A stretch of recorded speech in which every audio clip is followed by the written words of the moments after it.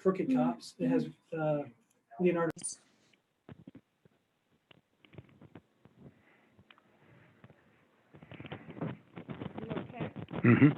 Thanks, dear.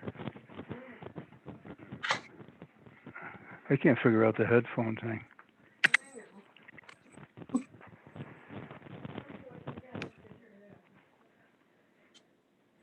Okay, I think we have everyone in. I'm gonna double check. Sorry about that, everyone. We were having some technical difficulties, so please understand our issues, as we all know. And the internet hasn't been great in Livingston the past couple, so we might have some other issues in the future, but thanks for coming tonight. So we will start our meeting. This meeting of the Livingston City Commission is called to order. May we have a roll call, please? Chair Hoagland. Yes. Commissioner Schwartz. Present. Commissioner Freeman. Present. Commissioner Maybe. Here. Commissioner Newts. Here. Next on our agenda, we have our public comment. Please be reminded to limit your public comment to items that are not further down on the agenda, that the City Commission has supervision and control jurisdiction, as well as advisory power. Please state your name or put your name in the chat and name and address. State your name and address, and then put your name in the chat if you'd like to make a comment, or just raise your hand and state your name. 2 ways. Any public comment?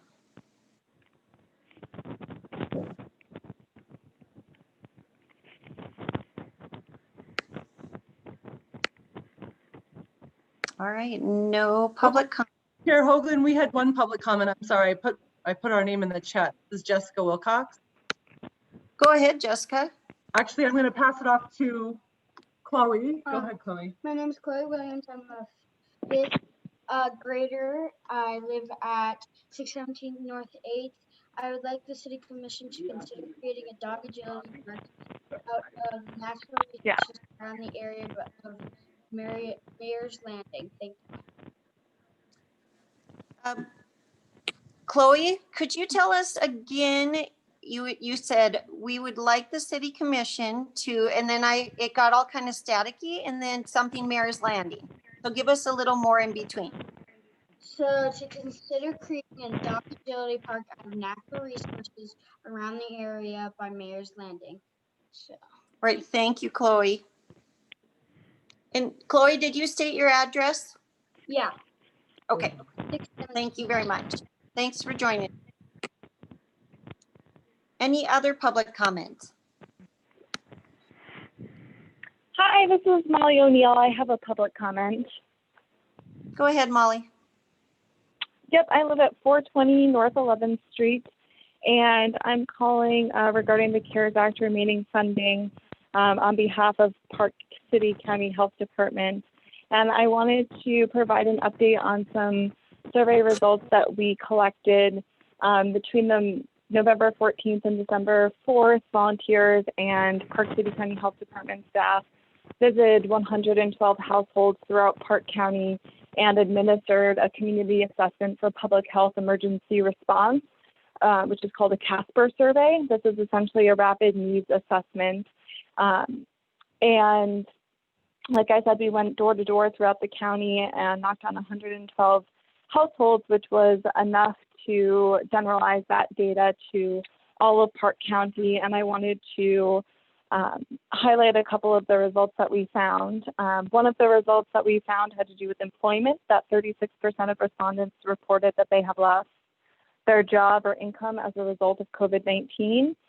Housing was also highlighted as a big concern. 21.3% of Park County residents reported that they were currently concerned about their household's ability to make their monthly rent or mortgage payments. And finally, the last area that was of grave importance was food security. About 1/5 of the respondents, or 20.4% of the respondents, stated that they are either very or somewhat concerned about their household's ability to feed their family in the next month. And we did find corroborating data to support those findings from our Casper survey. And I have sent an infographic, a short summary, and a press release, as well as the raw data to, I believe it's USAFE, to distribute to all of the city commissioners. And so they should have those results. If they have any questions, they can reach out to me. Well, thank you, Molly. I saw the email come to us with that data, but I think it was very recent, so I haven't gotten to it yet. Yeah, no worries. Thank you so much for all you do and all of your work, and I appreciate it. Thank you. Okay, any other public comment?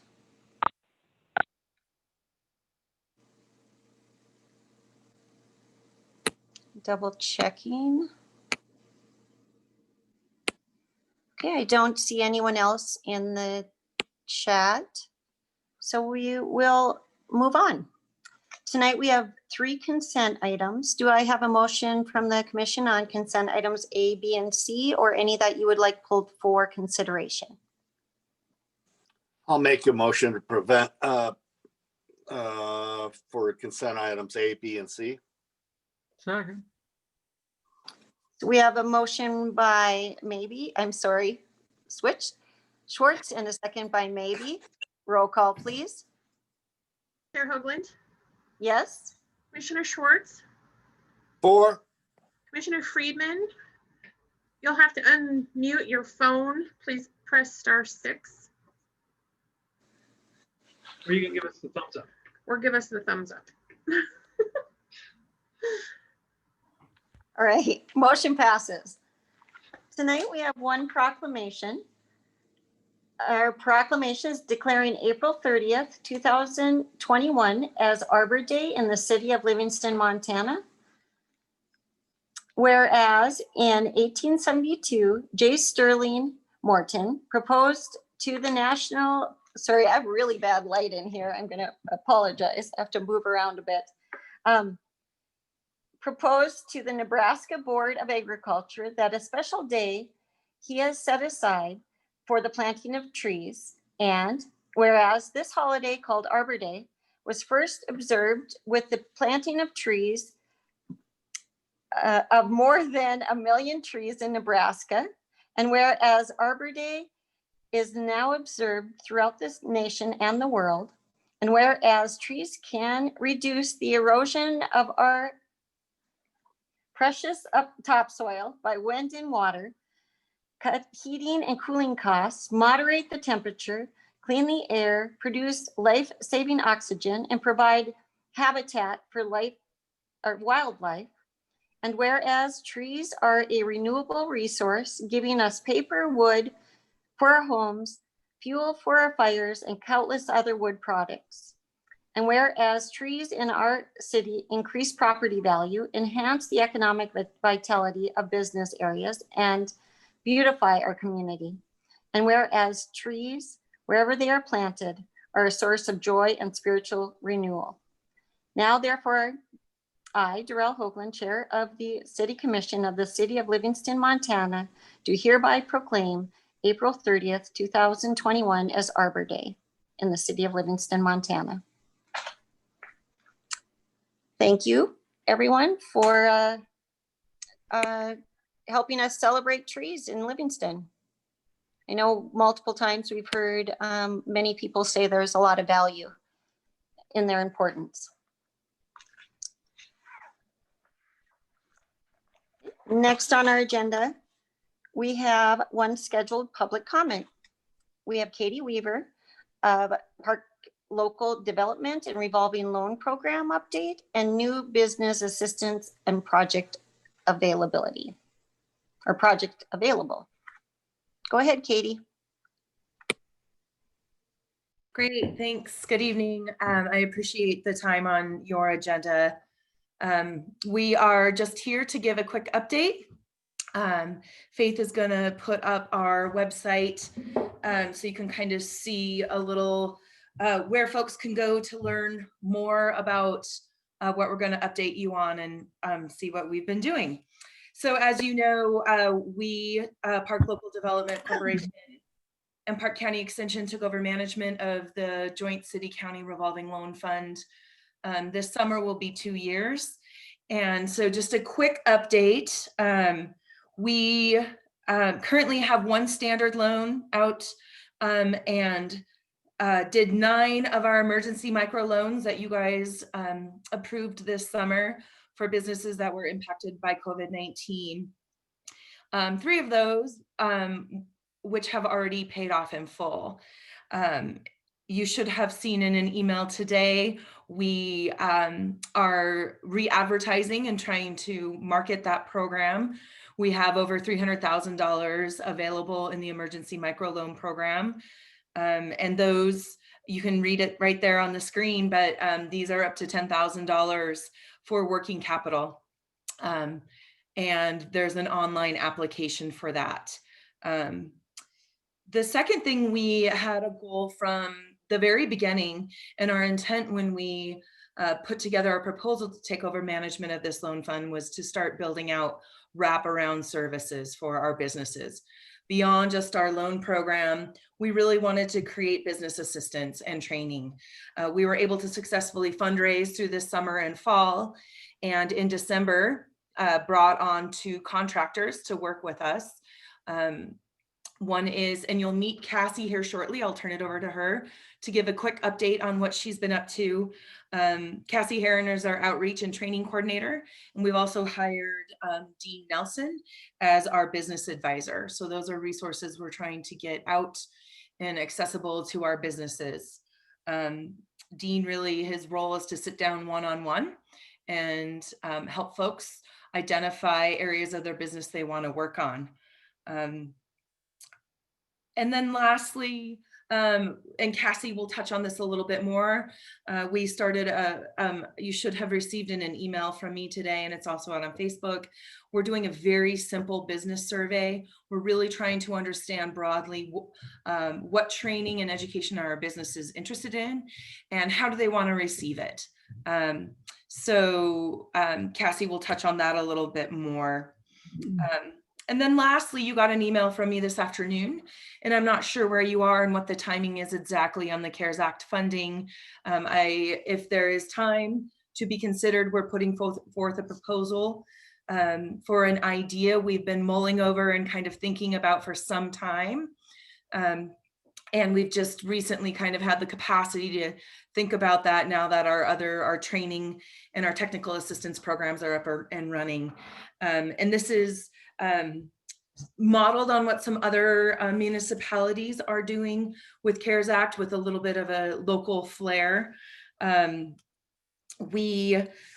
is a mini grant proposal that we have put forth that would really encourage businesses to tap into professional services. That's something that's become very clear, is a lot of our businesses do most of the work themselves, and there's a real need that has been uncovered for working with maybe a marketing firm or legal or accounting, and most folks don't do that. So we have put a proposal forth for you, if you are interested in considering, of a cost share mini grant program for these businesses that would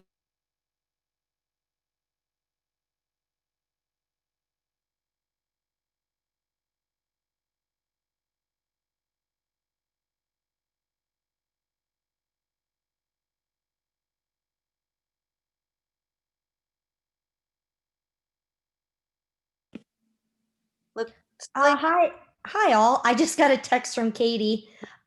This is Cassie Heron, who she was just about to introduce. I guess her computer, she just texted me. She's having some issues. So sorry about that. I was just going to text her actually and say, how are you?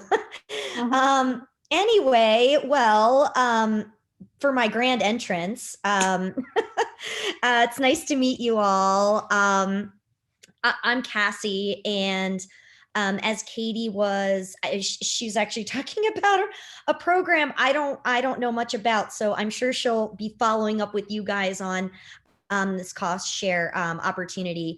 But as far as just kind of doubling back to what she was talking about with regards to outreach and education opportunities, I've essentially been brought on to do a bit of an informal needs assessment, I guess you will. We're calling it kind of internally.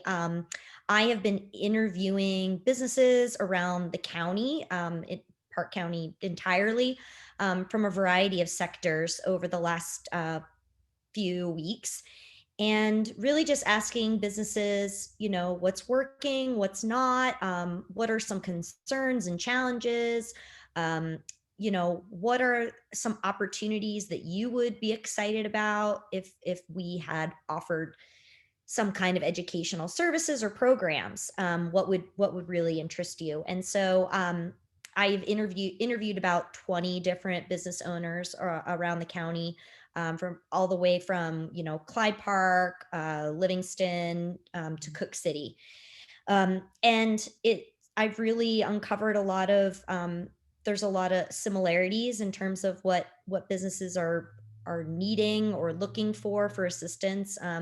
And then there's some differences as well, some unique areas where assistance could be helpful. So anyway, kind of my next step is to, I've already put together sort of kind of a program of trainings that I think, based on this needs assessment, would be beneficial. And there are a variety of things from, communications and social media to recorded webinars, online Zoom trainings, and even in-person opportunities. Again, COVID allowing. So we're really excited to kind of get things kicked off. And, I just sort of welcome any feedback that you all might have on the commission.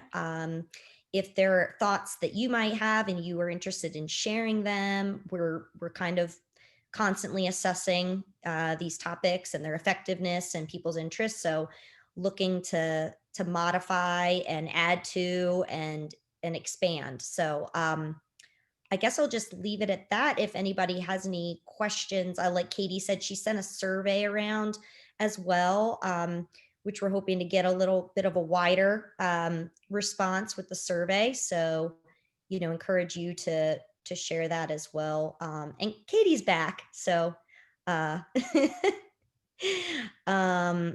so yeah, that's basically where we are right now. And we're actually this week going to put together a bit of a training calendar and schedule. So yeah, again, just encourage you to reach out if things come to mind, or you'd like to extend some feedback, or if you even have ideas yourselves. And I'll leave it at that. Thank you very much, Casey, and nice meeting you. Katie, do you want to add anything? Casey tried to pick up where you left off, but we want to make sure you have all of your time as well. No, I trust that Cassie shared the important information. Yeah, we're both just here, as Cassie said, offline, or if you have any questions for us this evening, we'd be happy to answer them. And Katie, I think I didn't really know how to kind of wrap up. You were talking about the a potential cost share opportunity. I didn't know if you wanted to finish that. I didn't really speak to that. Right. Yeah, the proposal you'll if you haven't seen it yet in your email, is for a grant program that would be a cost share for businesses who go through our training program. We obviously want them. I'm like, the screen flickered. I thought I was getting kicked off again. Sorry. That we would incentivize their participation in the training and working on their business. And through that process would identify an area in their business where a strategic investment could really help them, strengthen their business. And so it's very loose proposal I put in front of you. I'm not sure where you're at and what the timing is, but it would likely be somewhere in the realm of $250 to $100 or to $1,000 per business. to really just give them some help and then really help them start to actually actively invest in their business as well. Cassie probably touched on, we're seeing businesses across the board who have already closed up or who are really struggling to make it through the next few months. We're also seeing some businesses really doubling down because they're doing quite well and they see this as an opportunity to invest and be prepared for when summer and the next couple of years arrive. So again, happy to answer questions. Thank you all for the time. We're here offline or right now. All right, thank you very much. So commissioners, do you have any questions for Cassie or Katie?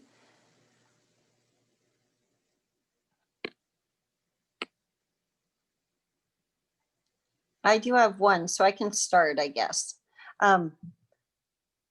So you did kind of cover what has been going on recently and then the impacts of COVID and some of the work that Park Local is doing to help community or help businesses. So could you just in a nutshell tell us what some of the biggest issues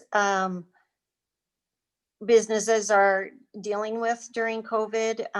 As we know, you stated that some are actually kind of taking off and some have had to close down, but what are some, like, name 3 or whatever you think the biggest issues that community businesses are dealing with because of COVID and during COVID?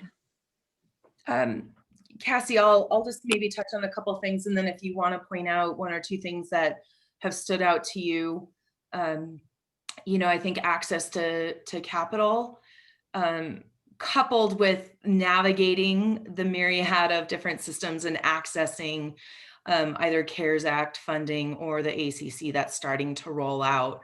I think we have plenty of businesses that have the capacity to understand how to connect into that. And I can speak, on our loan committee is made up of all of our local financial institutions.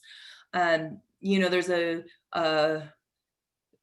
a level of understanding of financials and how they're used and how to pull them together that is really varied across our business community. And we're seeing that come out in some of the conversations that Cassie's had. And in some of the initial survey results, we're already starting to have results roll in. So really helping folks understand how to develop good business planning and financial planning, and then use that as a tool year to year or season to season. And then obviously, when you have that prepared, it's much easier to go in and either access capital or to quickly respond to these different opportunities that have been coming out from either the state or the feds. The state programs have been a lot more easy to access than the federal ones. Cassie, anything to add? Yeah, I guess I would just say, I think Katie really hit the biggest, which is capital. The businesses that we've spoken to that are being impacted most by COVID directly, that's really the problem. They just cannot build enough capital to operate. And so it's interesting, the businesses that aren't feeling it as much, and some are actually doing just fine. I think the other concerns are around the unknowns of sort of how this will impact larger external factors like the market, and how is that going to impact consumer spending and a desire to travel. So these are all other concerns too, that are hyper COVID related. It's interesting that the majority of businesses, a lot of their needs are really COVID or not, pretty across the board, very applicable in terms of what they need. Like Katie said, financial health and financial basics, business planning and development at all various stages has come up. Obviously marketing, unique marketing challenges and advertising on all the various platforms is a need. And also talking about are very unique tourism and seasonally based economies across the whole county. Not just Livingston, but obviously Livingston being a big part of that too. So maybe, having these conversations about what are those unique challenges and how do we work together to solve them. So, legal insurance liabilities, there have been a few pretty big ones that have come up, surfaced in a lot of these conversations.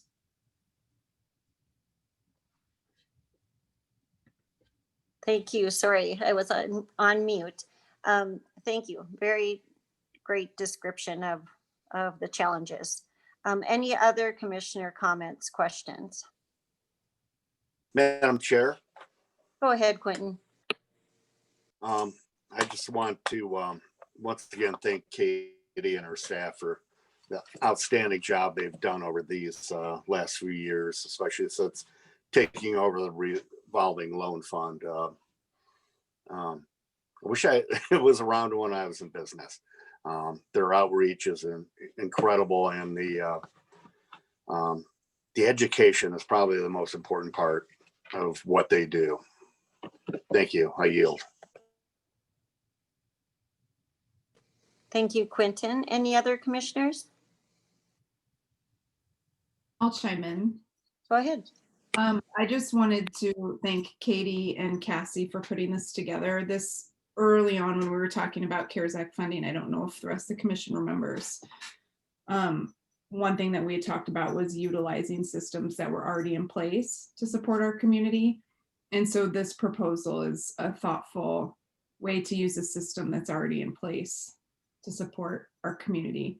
So I appreciate Katie and Cassie that you gave us something to think about.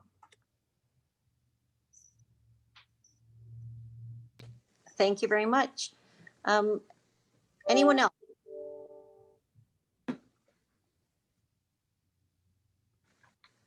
Thanks again for joining us, Katie and Cassie, and we look forward to hearing more. Thank you for your time. Thanks. Bye-bye. Bye. Next on our agenda, we have one public hearing.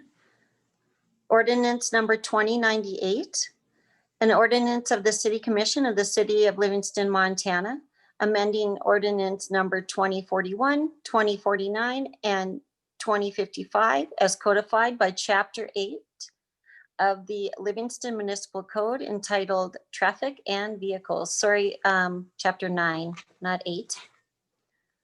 Mr. Cardus. Oh, and this is a second reading. I apologize.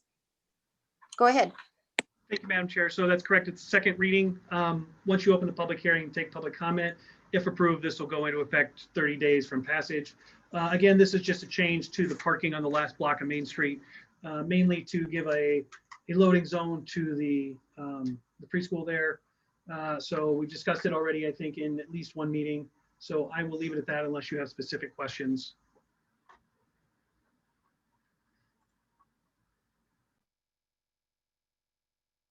Okay, we will actually just open the public hearing.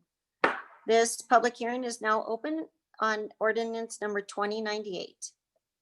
Any public comment?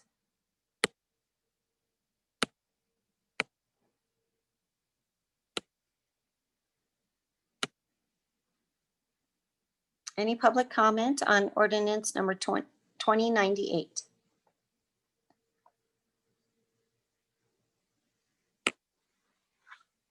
Okay, it looks like there's no public comment. Double check the chat. Takes usually a second to get through things. Looks like there's no public comment. This public hearing is now closed. Commissioners, any comments or questions related to this ordinance?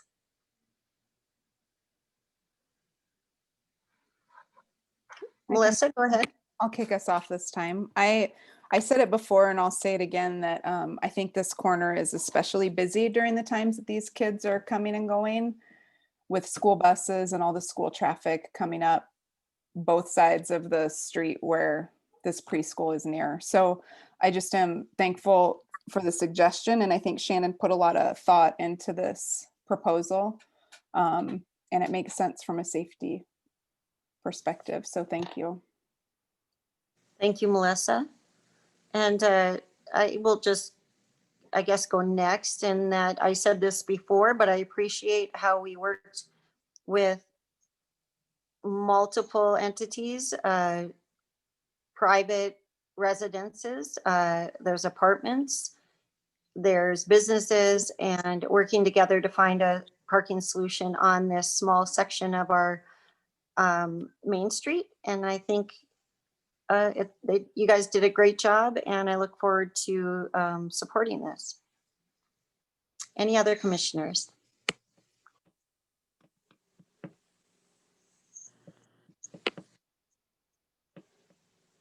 Okay. No other comments or questions. We will bring it to a motion. Do I have a motion from the commission on ordinance number 2098? I make a We approve ordinance 2098. Beat you, Warren. We have a motion by Schwartz and a second by Maybe. Roll call, please. Hoagland? Yes. Chair Hoagland? Commissioner Schwartz? 4. Commissioner Friedman? Commissioner Maybe? Yes. Commissioner Newt? 4. Motion passes. Next on our agenda, we have 2 ordinances. Our first one is ordinance number 2099, an ordinance of the City Commission of the City of Livingston, Montana, amending Livingston Municipal Code, Article 1, I think, by adding language regarding the legalization, possession, and recreational use of marijuana in accordance with the newly passed Montana Initiative, I-90, effective January 1st, 2021. Mr. Cardus. Thank you, Madam Chair. So I'll give you a little background on the reason this is coming before you, as well as the next ordinance. Again, this is first reading, so if it passes tonight, it'll go to a second reading and a public hearing, and then would become effective 30 days after that. So 2 of the major initiatives that were on this year's ballot were I-190 and I-130, which were regarding marijuana legalization and the ability of municipalities or local governments to control firearms. So ordinance 2099 tonight addresses that first one, which is a legalization of marijuana.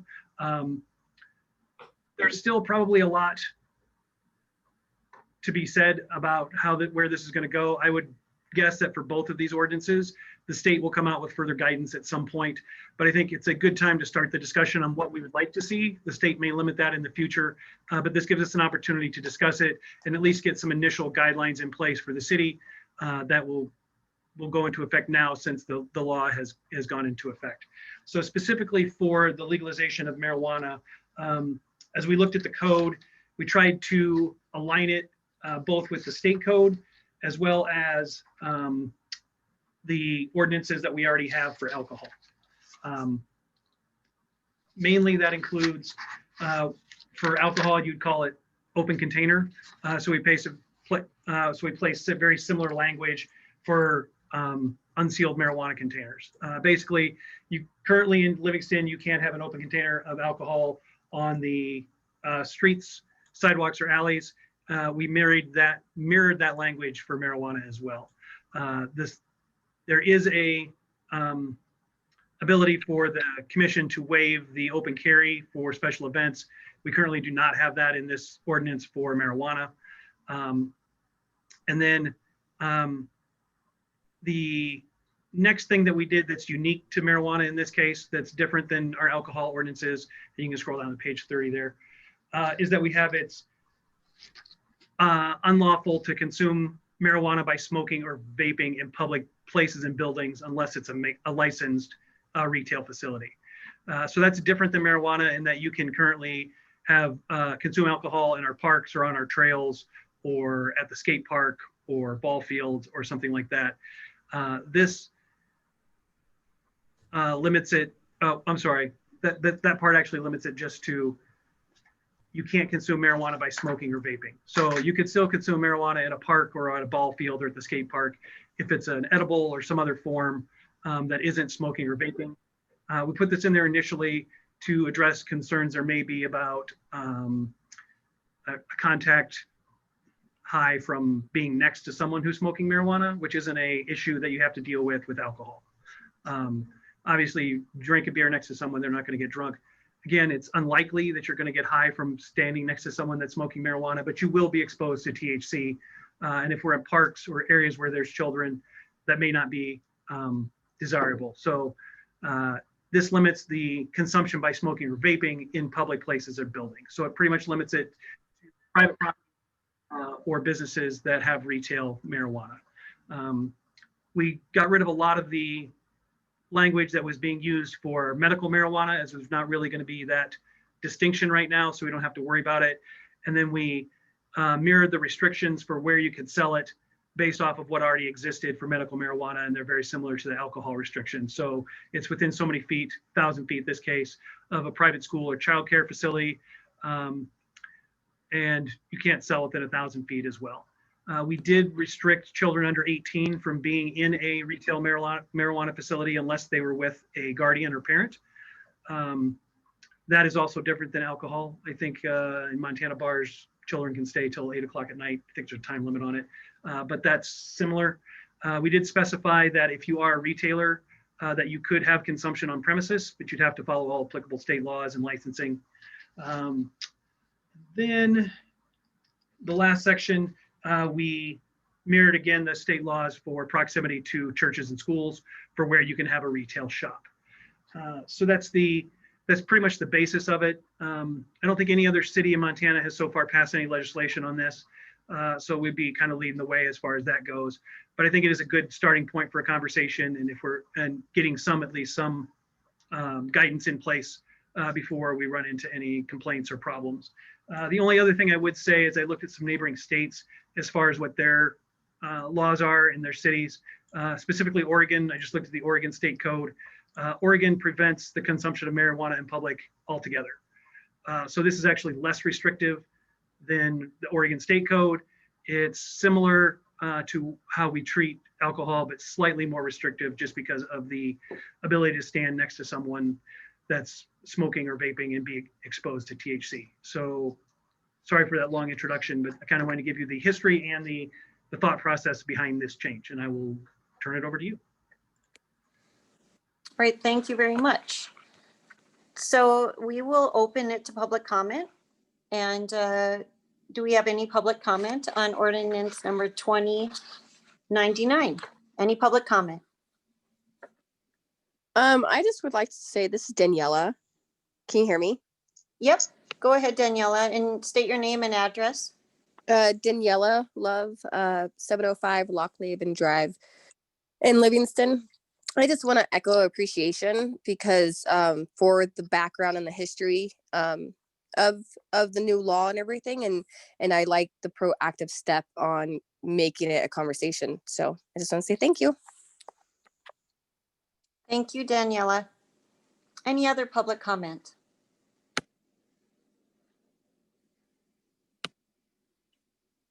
Let's checking the chat. No public comment in the chat. Any public comment? And just a reminder, if you joined us by phone, *6 to unmute if you'd like to say something. All right, thank you. So like Mr. Cardew said, this is the first reading. If it moves on to a second, and then if it was approved, it would be 30 days, active 30 days after that, or official 30 days after the second reading. I guess since we don't have any public comment at this time, I look forward to hearing from the public in time. And I know it's a new issue, and I think it takes some time to think through and understand the new laws. But I would love to hear from the public as to their thoughts and opinions on it. I know in the past with open containers, we have had that in front of the commission in multiple realms over the years of like trying to find a balance. And and yet be legal and keep everyone safe. So I'm looking forward to more comments from the public on this. Commissioners, any other comments from you? I think it's really excellent to have a clear-cut definition of the regulations, and also I think it's a good balance for the use of marijuana, and easily understood, like I said, with what the regulations are. Thank you. Thanks, Warren. Madam Chair? Yep, go ahead, Quentin. Yeah, I like the fact that we're addressing the fact of secondhand smoke. That's very important. And other than that, I can't see anything else except we should make the same thing regarding cigarette smoking for secondhand smoke. But THC is not part of that problem with cigarettes, but that's mindful, and I like this. Thank you. I yield. Thank you, Quentin. Melissa, go ahead. I just have a couple questions to get clarification. I'm wondering first on page 29, what does unsealed marijuana mean? Is that like a definition I'm just not familiar with? Basically, it would mean any marijuana in an unsealed container. So if it's sealed, it's fine, and that would be any sealed container. If it's a plastic bag, if it's a sealable jar, anything that just has an airtight seal on it would qualify as a sealed container. And then, thank you. And then the other question I had is on the distances on page 30 and 31. I don't know if I just need some clarification. So on 31, it talks about sale, this is a restriction of sale within 1,000 feet of public or private school or licensed childcare facility. And then on page 31, it talks about, this is under C, proximity to churches and schools restricted. And here it says that a retailer may not operate within 600 feet. And so I'm wondering what I'm missing, that those two distances seem to be in regards to the same thing, but they're different distances. So they are so the school is the overlap there, and that's probably one of the issues we need to discuss. So one is the current medical marijuana requirement, which is 1,000 feet. But they did not list churches in that subreg of marijuana. But in the proximity to churches and schools, that's the current requirement for alcohol restriction. So we would probably go with one or the other, and we'd have to decide if it was all three of childcare facilities, churches, and schools, or if we were going to eliminate one of those, or have a different distances for, say, churches and schools versus childcare centers, or have a different distance for churches or for childcare centers and schools than churches. So yes, we would have to either eliminate one of those or move them so that they were consistent. The school is the overlapping one right now. Thanks. And thanks for catching that too. I think that would be clearer if it was more delineated in some way and less seeming like they're conflicting. The other thing, Michael, I was hoping you could share a little bit about was zoning, because I believe that this is a topic in a zoning table, medical marijuana facilities. And so I was hoping maybe you could just share with us briefly the difference between the ordinance and the zoning code as it pertains to this topic, because I'm guessing we're going to have to add something to the zoning chart at some point. We actually will. We'll probably actually remove something from the zoning chart. But yes, so these changes are just to the section of code where we regulated alcohol and gambling and some other things prior. The zoning itself for where a retail shop could be, we'll have to go through a different process. That'll have to come through the zoning commission and then up to the commission for approval. It will likely currently medical marijuana facilities are limited to light industrial or industrial. I think just light industrial. As this moves to a more legalized type of retail facility, we will probably, the recommendation from staff will be to allow retail marijuana facilities in any zoning district that currently allows retail sales. So central business district, highway commercial, neighborhood commercial, marijuana sales would probably be allowable in any of those zones. But that's the issue that will have to be taken up with the zoning commission and then come forward. This lays the basis for where they can be even within that zoning, but the zoning itself will address where in the city those retail marijuana facilities can be. Like I said, so if it's in central business district, that would allow marijuana shops anywhere in the downtown portion. Highway commercial would allow it along Park Street in any of those zones, or on the far west end of town. And then the small pockets of neighborhood commercial would probably also allow that. And then we will probably continue to allow it in light industrial because that's where current shops exist. But yes, that's an issue that will be coming before you as soon as we can write something up from the zoning commission and get a recommendation from them. Thanks. And then zoning doesn't get into the distances between types of businesses. I'm pretty sure zoning doesn't cover that, correct? It just says where in the map a business can go, but it doesn't talk about what it can be next to or cannot be next to. That's that correct. right? It'll either Okay. be an approved use or a non-approved use for that specific zone. Thank you for clarifying that. That's all I Great. have. Thank you, Melissa. Any other commissioner comments, questions?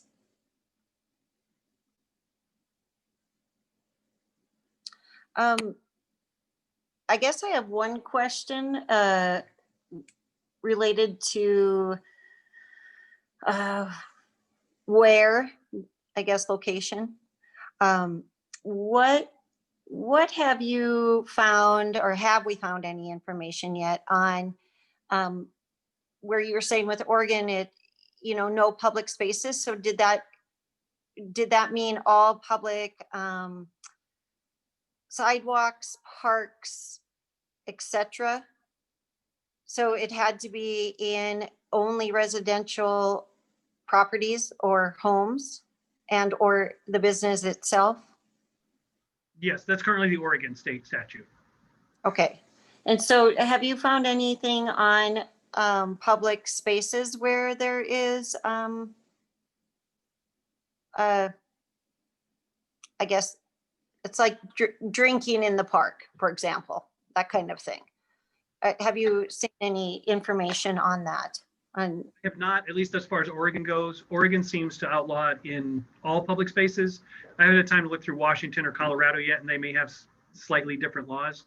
But like I said, our allowing the use of marijuana in non-smoking or vaping forms in the parks is actually less restrictive than Oregon's, but is still in line with the state code. So the initiative itself is pretty free-ranging when it comes to the use of marijuana. It doesn't really limit it anywhere. It does allow for municipalities such as us to limit it in public spaces, and it also allows renters to prevent the use of marijuana in their rental homes by smoking. Again, it doesn't prevent them from edible or other ways, but it prevents them from smoking in a rental house if the renter disapproves of it, kind of like not allowing or not allowing pets.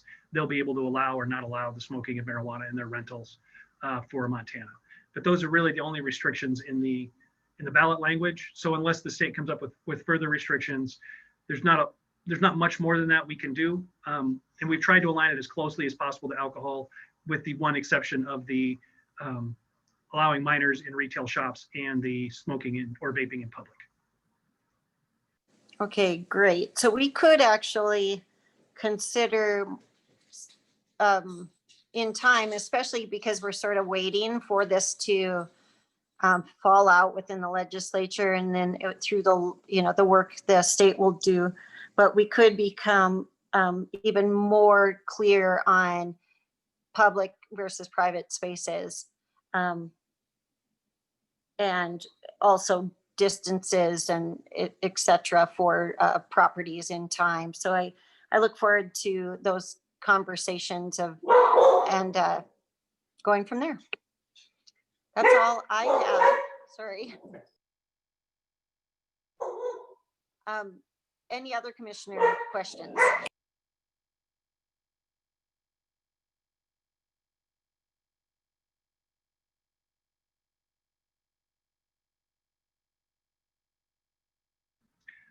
So the only thing I would have for you as commissioners is whoever would like to, if anyone would like to make a motion on this, I would just recommend combining the two sections on distances and just asking me to make that consistent and telling me which facilities you would like to be included. And then I'll make those corrections before the next meeting. All right, thank you. Anyone else before we move to a motion?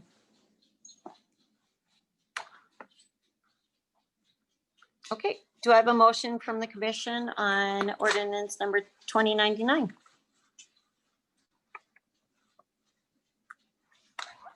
I move we accept ordinance 2099 with the modifications mentioned. And I think we need to state the distance within the motion. So Yep. 600 or 1,000, right, Michael? Yep, just pick between 600 and 1,000 and then which of the three facilities you'd like to include. Yes, that. You have to pick. Do you want me to make a motion? Yes, like, can Melissa do it for Sure. you? Sure.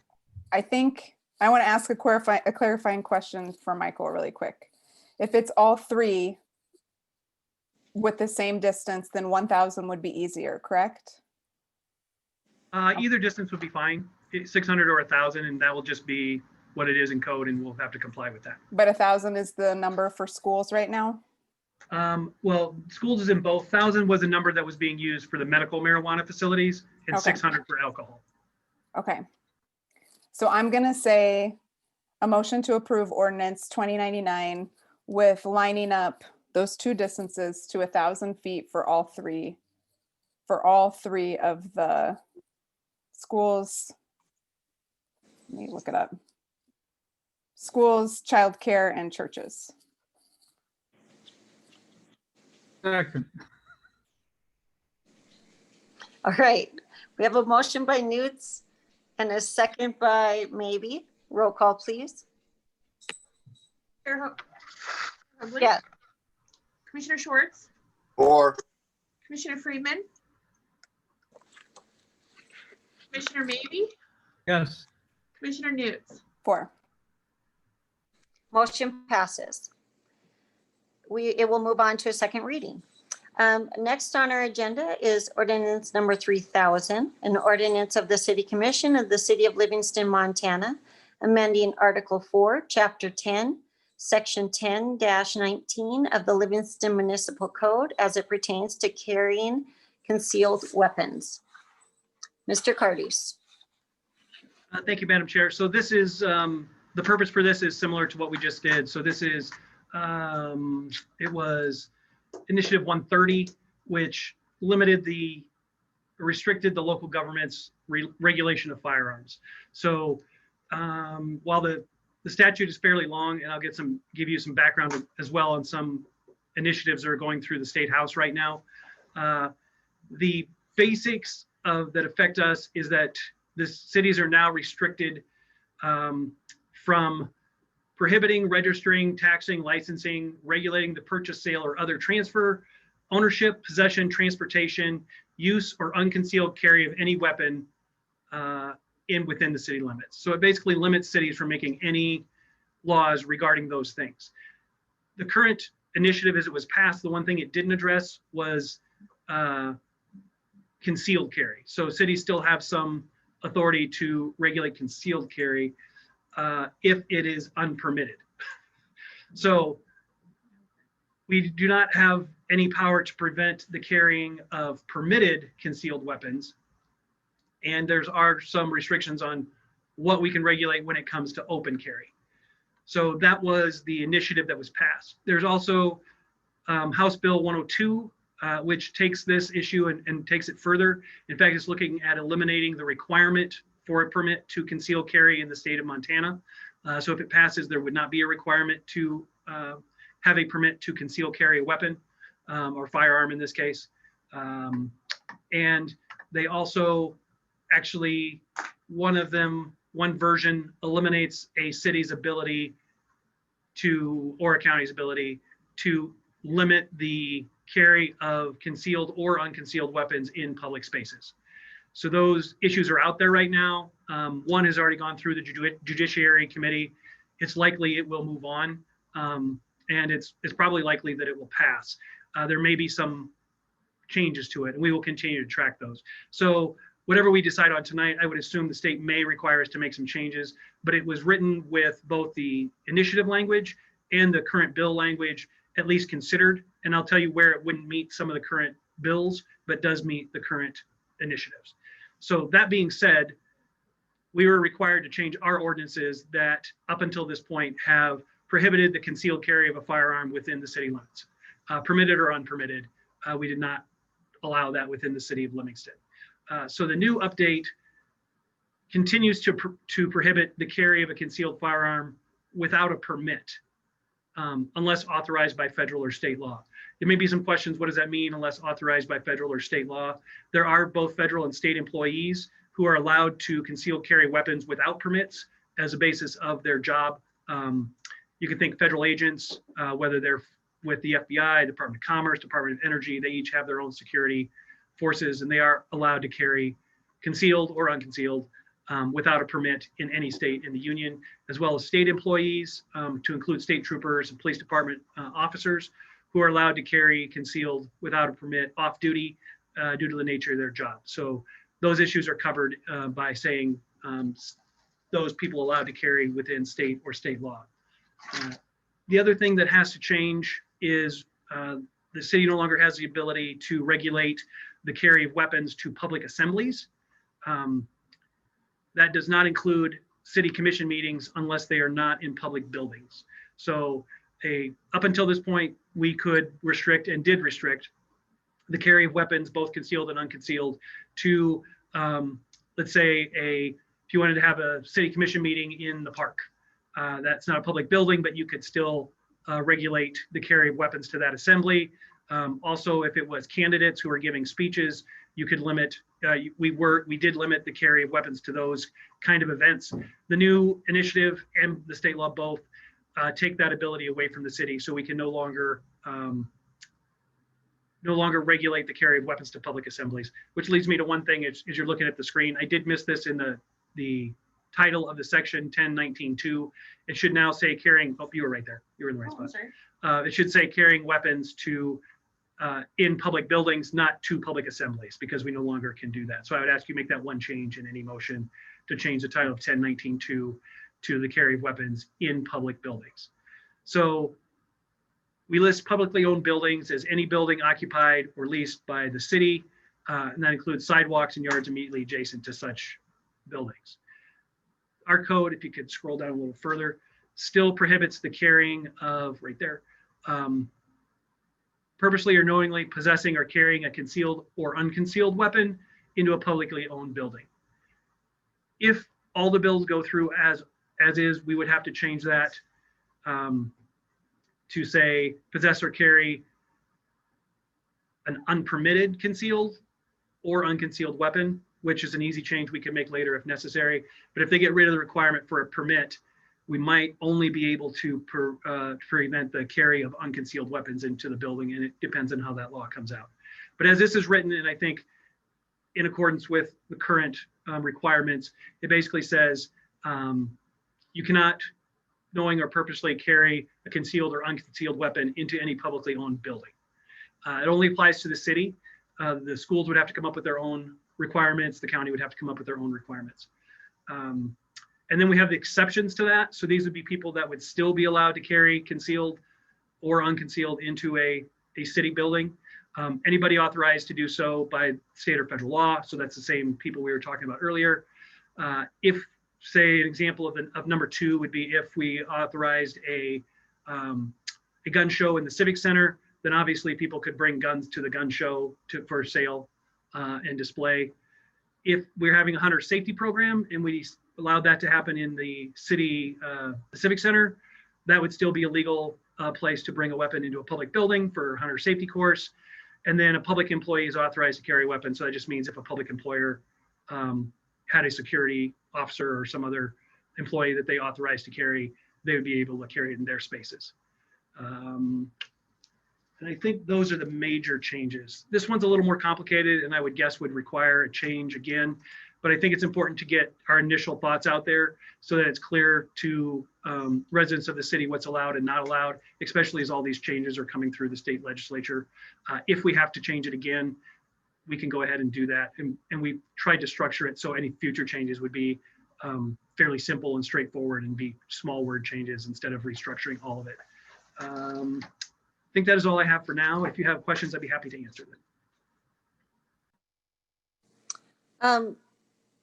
Michael, could you just do a clarification before we open it up to public comment? So in a nutshell, because that was a lot of information, and it is pretty complicated, especially because it's a pretty recent change, and I think a lot of people don't know about how, the language that the legislature has been working on. So in a nutshell, this says that people can carry, and then tell us just that in a couple words. So the only thing that this, I'm gonna go with what is prevented because I think that's easier. It prevents people from carrying currently concealed or unconcealed weapon in city buildings. That's the only restriction. And took away some other restrictions because the law has now changed, which was concealed carry without a permit. Concealed, well, even with a permit, we didn't allow it in the city limits. So now that it will be allowed in city limits, it still won't be allowed without a permit unless the law changes again. It also, we're no longer allowed to, or we no longer can restrict carry to public assemblies. So that's the other change. Except when the public assembly is in a public building. Right, then that would still fall under the public building rules, yes. Okay. All right. Let's open it to public comment. Do we have any public comment on Ordinance 3000?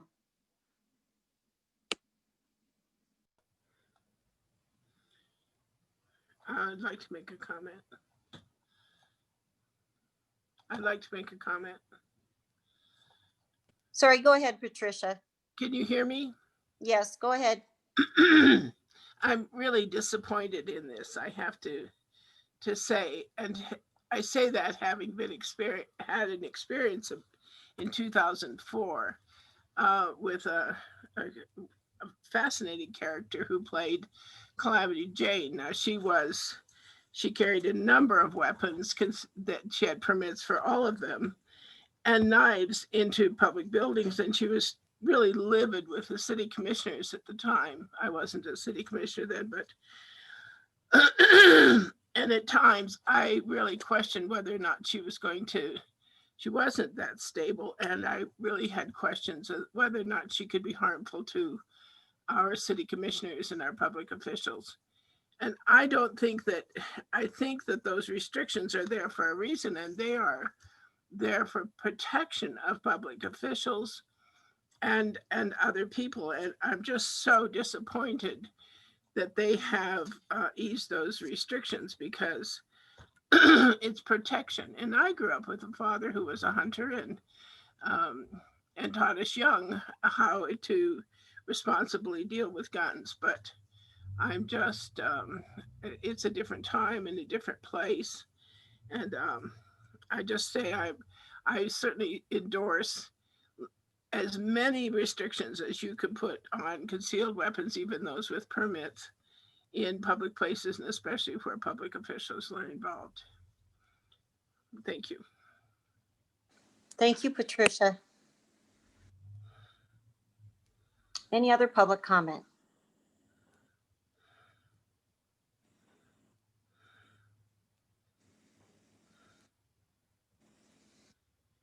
No other public comment?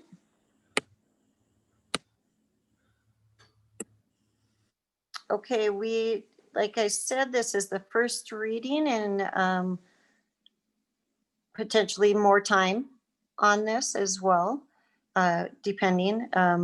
But other commissioners, please, do you have any comments or questions? Madam Chair, Go ahead, Quentin. we're closed with public comment, correct?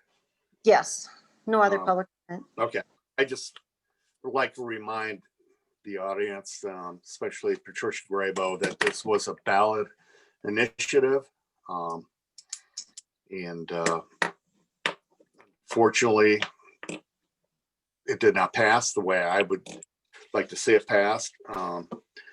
It's basically taking away any city or municipal government's ability to regulate firearms in our city and our county.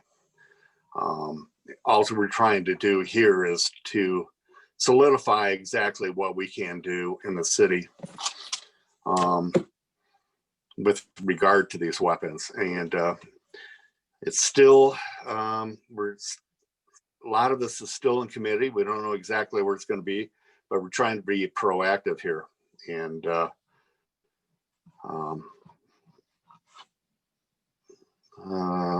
other than that, I don't have much else to say on that.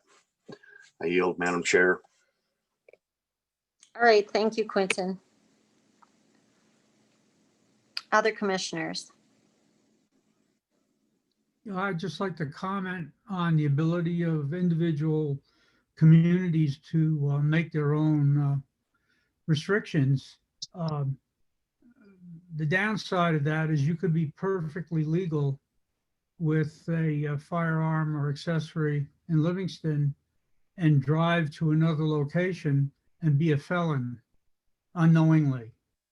So I think that gaining a uniformity of regulations, ordinances, whatever, is a very good idea. Thank you. Thank you, Warren. Can I ask a question? Go ahead, Melissa. Thanks. I'm just curious. I know sometimes our ordinances are a bit wordy, and so I appreciate that you simplify them with concise language.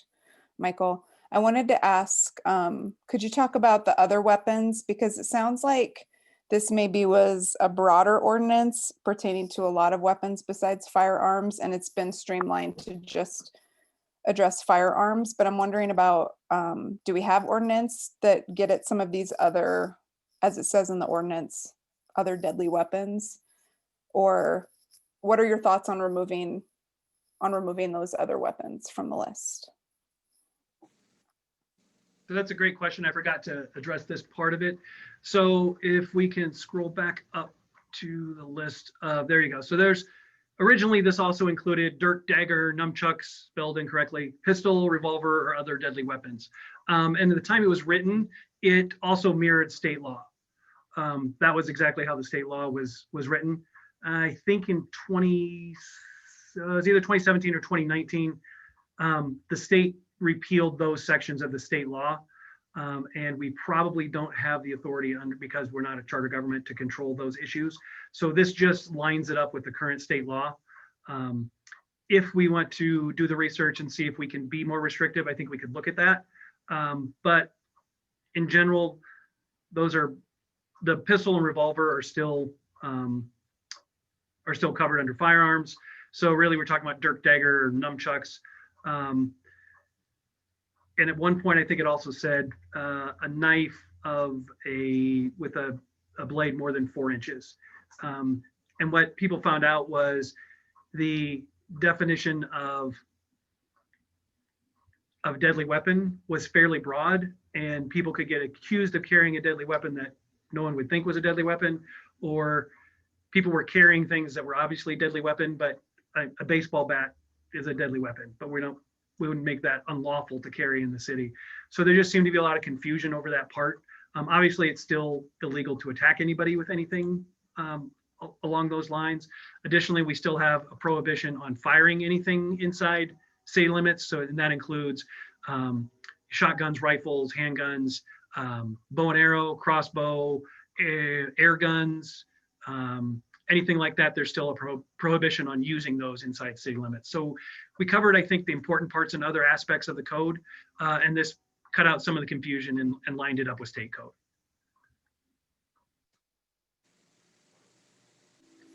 Thanks. It's a difficult topic for sure. And I think I appreciate everybody's sensitivity that this can be a pretty hard topic for people to talk about. And I'm aware that most people are responsible owners of firearms and other weapons.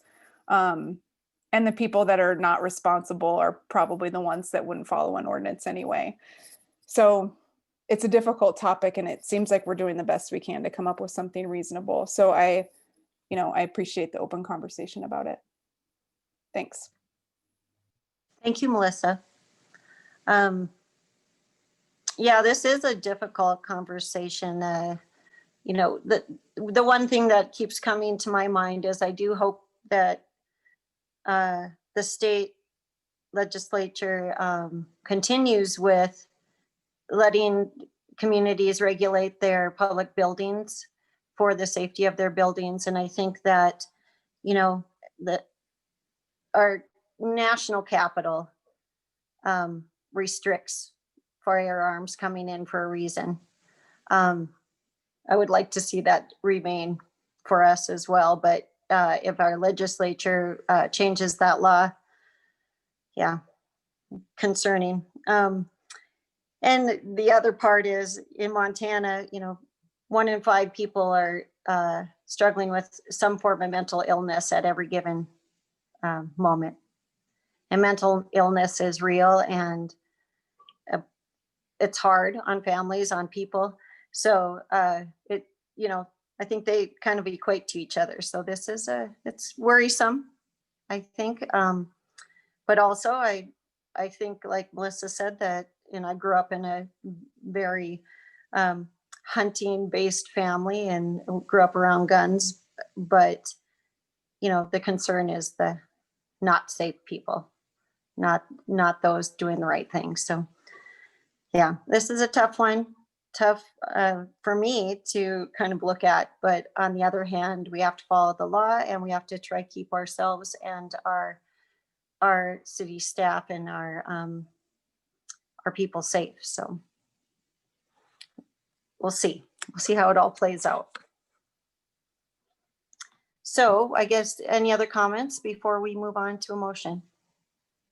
Yeah, Yes, Madam Chair. One thing, the state, the new state ordinance does not, as I understand it, prohibit a municipality from prohibiting the carrying or whatever of firearms into the public buildings. The different localities have the right to do that. What they don't have the right to do is make their own set of regulations for what is a legal or a illegal firearm or accessory. A firearm that might be totally legal in Livingston, if you go into another municipality, you could be prosecuted for. But that municipality does have the right to restrict firearms brought into any of their buildings. And I had to read the doggone thing and call a couple of people before I could understand the finer points of it. But to me, that's a tremendous difference. It's not limiting the municipality from making those restrictions on where any firearm can. But isn't it in public? Maybe we need that clarification. Isn't it in? I can clarify that if you'd like. Yeah. In fact, let me share my screen a second and I'll show you the language from, and this, so again, there's several issues going on right now. So the language I'm going to show you is from House Bill 102. That is not currently a law that is going through the legislature. But it is I think the the primary one that people are looking at right now. So this is basically where it says what a town or city can do. So for public safety purposes, a city or town may regulate the discharge of rifles, shotguns, and handguns, which we do. And a county, city, town, or consolidated local government or other local government unit has a power to prevent and suppress the carrying of unpermitted concealed weapons or the carrying of unconcealed weapons. So that does not allow you to limit the carry of permitted concealed weapons. So it's a fine line, but you have to follow the language. So unpermitted concealed weapons. So if you don't have a concealed carry permit, you can't bring them into a public building, or the carrying of unconcealed weapons. So you can't open carry into a public building.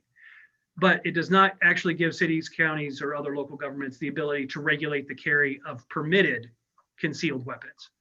So someone who has a concealed carry permit could carry concealed into a public building, but they couldn't carry unconcealed. And somebody that does not have a permit couldn't carry concealed or unconcealed.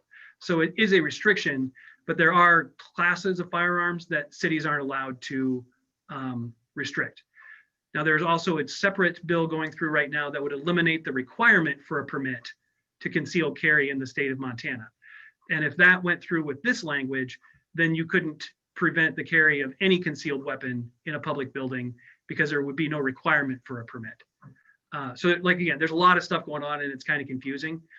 But as of right now, we are going with this language that we could regulate unpermitted concealed carry weapons and unconcealed weapons. And right now, ours actually says permitted concealed weapons.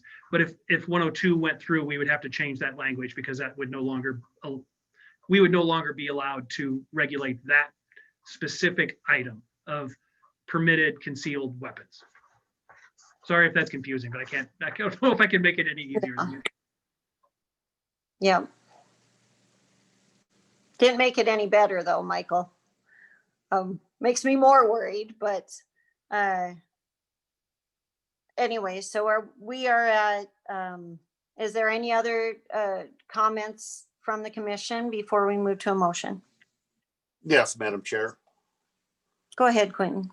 I just want to agree with Commissioner Maybe and stuff. What he said is absolutely true and stuff like that. I just fundamentally disagree with the whole premise that I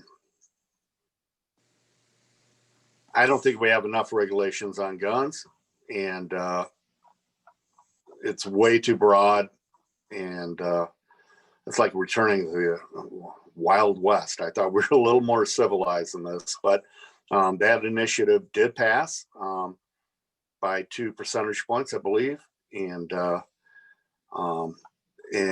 that's what the majority wants. So, but with regards to what Warren was saying, yeah, we need a uniform law. Going from city to city and stuff like that is he's right. Absolutely. As far as one county you're okay, next county you're it's a felony. So we need some uniformity. I just think we're going in the wrong direction. I just want to put that on public record. Thank you. I yield, madam. Thank you, Quentin. Other commissioner comments. Chair Hoagland. Yeah, go ahead, Melissa. The only thing I would add right now is that I hope that we get more public input on this topic as well, like you mentioned about the last ordinance. It'd be great to hear from the public. Yes, agreed. All right, so let's move it to a motion. And also, I guess I just want to say I agree, Quentin, with what you said. I'm all about the Second Amendment, but I'm also about logic. So I'm worried, a little bit worried, because everything I do is in public, and I see a lot of not just for me, but for all the people I work with. I just want everyone to be safe. and us to do this in a logical way where we can keep everyone safe. So I guess moving on to a motion. Do we have a motion from the commission on ordinance number 3000? I make a motion to approve ordinance 3000. Second, We have a motion by Schwartz and a second by Maybe. Roll call, please. Before you guys vote, can I ask again to change the title to 1019-2? Since I messed that up, that was my. Can you say it again, Michael? Just say it the way you need to say it. Changing the title of paragraph 1019-2 to firearms carry in public buildings. Okay. Schwartz, can you restate it? So we're approving, I move to approve ordinance 3000 pertaining to, give me that number again, I'm looking for it. Section 1019 of the Livingston Municipal Code. 1019. And then with the language corrected to, Amended follows, yeah. all right, Conceal weapons in public buildings. okay. So we have a motion by Schwartz and a second by Maybe. Roll call, please.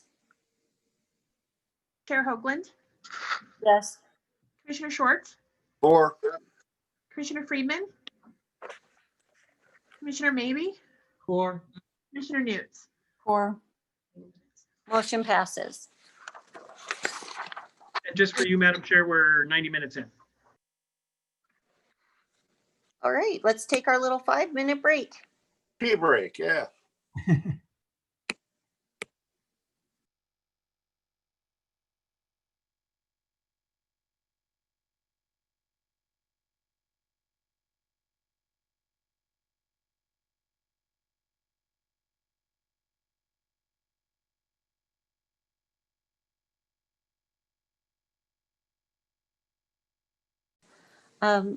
Let's open it to public comment. Do we have any public comment on resolution 4937?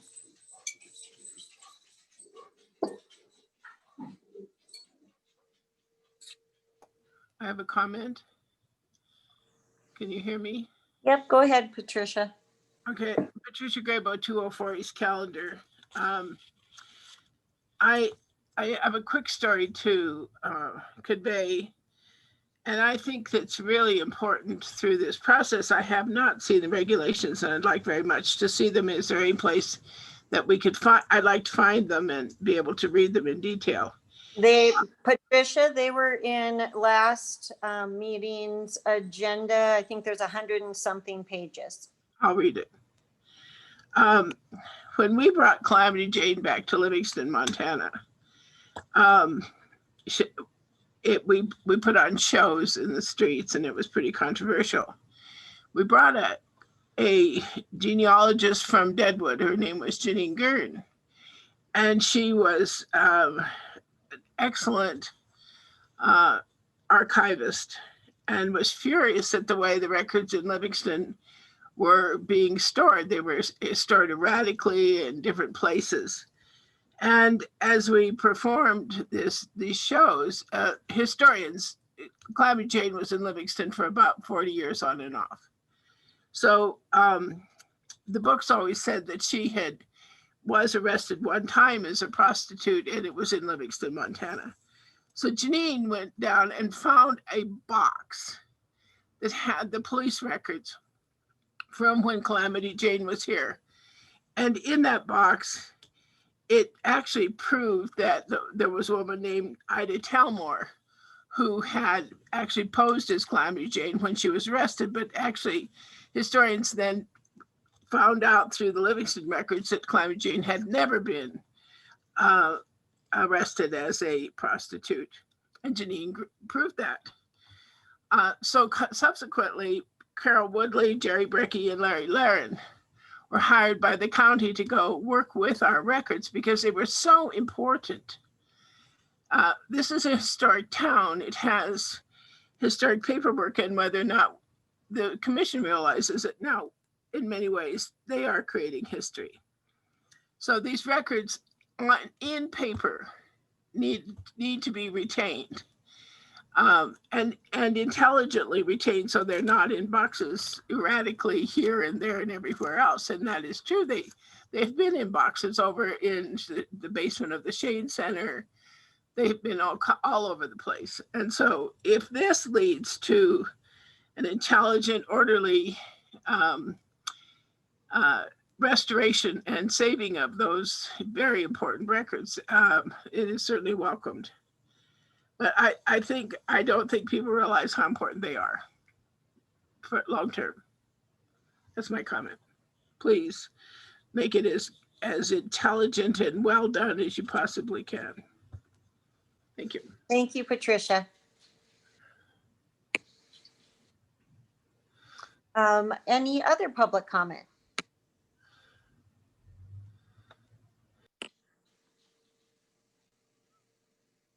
Okay, no other public comment. Do we have any commissioner comments?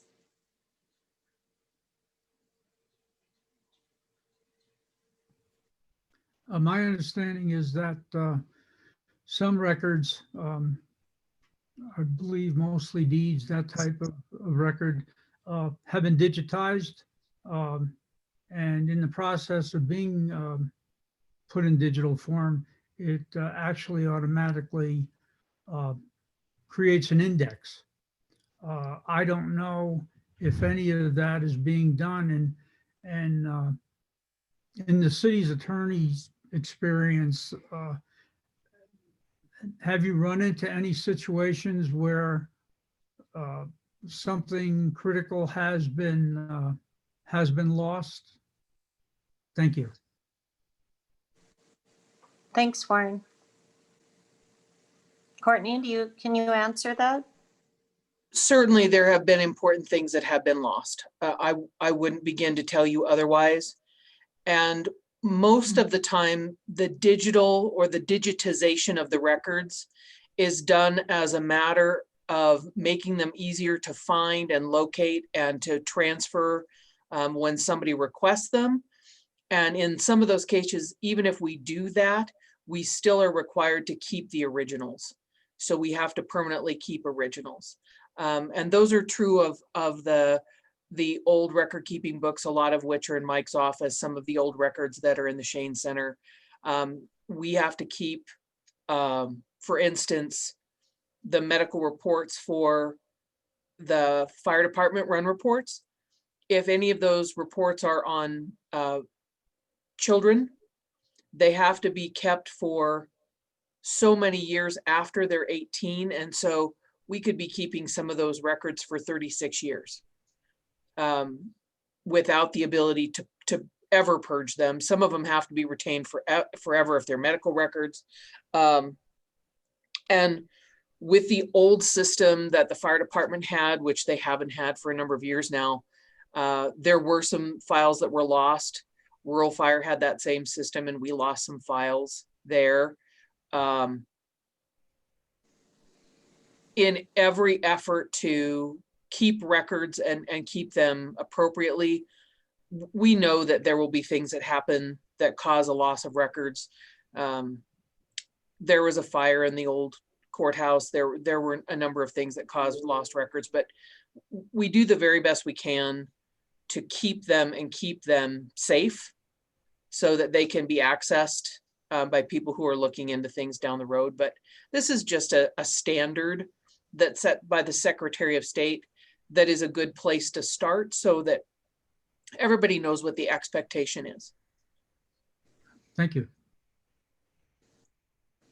Thank you. Any other commissioner comments?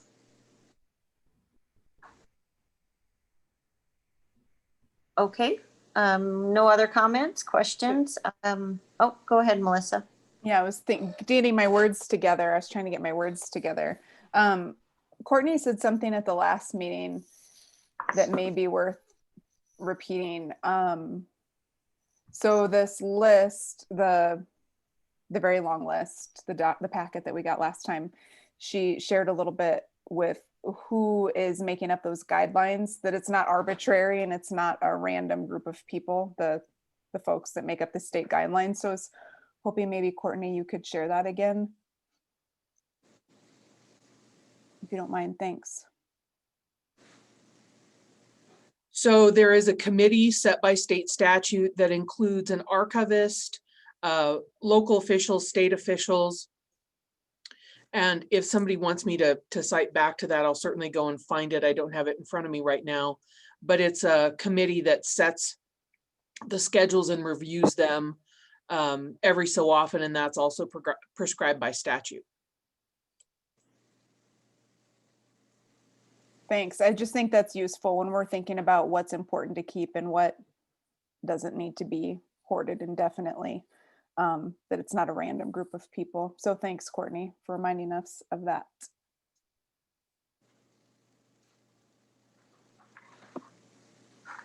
All right, thank you, Melissa. All right, let's move on to a motion if we don't have any other comments from the commission. Do we have a motion from the commission on resolution 4937? Yeah, I move we accept resolution 4937.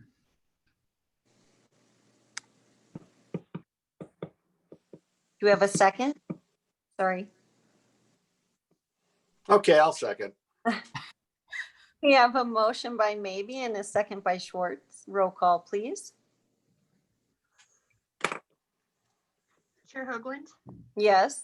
Commissioner Schwartz, Or, Commissioner Friedman, Commissioner Maybe, Yes. Commissioner Newts. Or Motion passes. Next resolution, we have resolution 4938. A resolution of the City Commission of the City of Livingston, Montana, authorizing the city manager to sign a memorandum of understanding with Livingston Healthcare concerning the rights and responsibilities related to the Alpenglow and Myers River View trails. Mr. Cardews. Thank you, Madam Chair. So Livingston Healthcare is applying for an RTP grant to basically pave the portion of the trail from the parking lot by Myers River Trail to include a couple of parking spaces for access disability. So anybody with a disability to access that area on pavement and all the way to the Livingston Healthcare.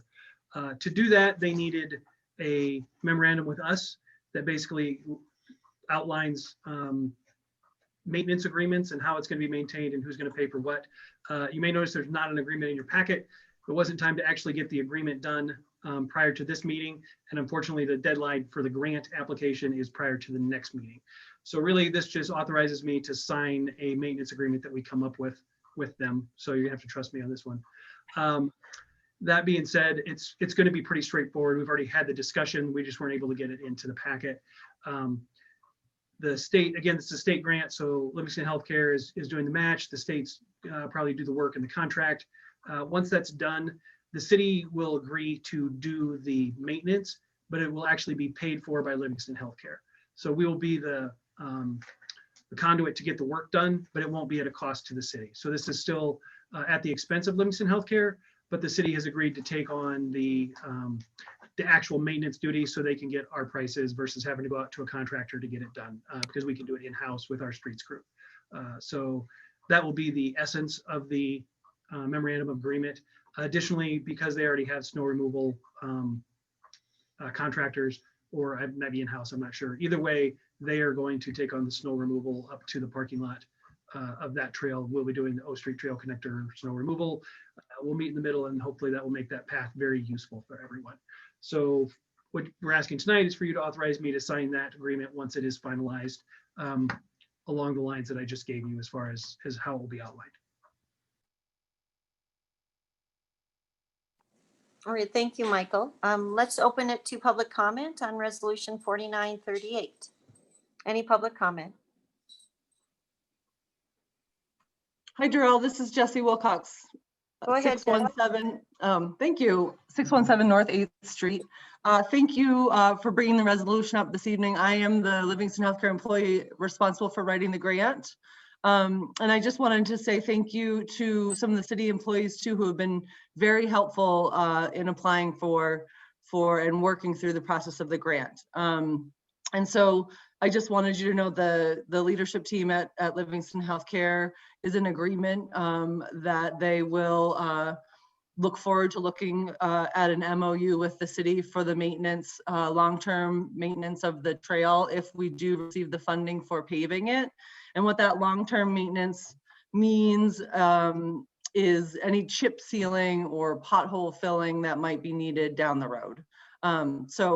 So thanks again for entertaining the resolution, and I'm done. Thank you. Thank you, Jesse.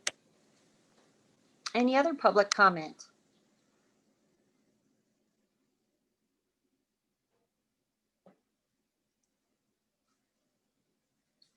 I don't see any other public comments.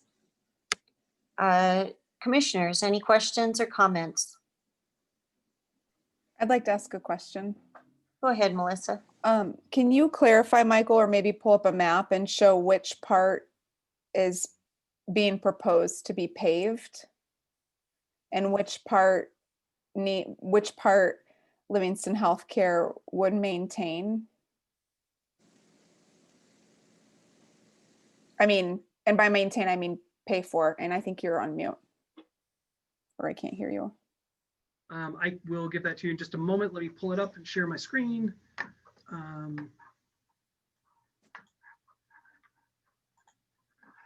So, too fast.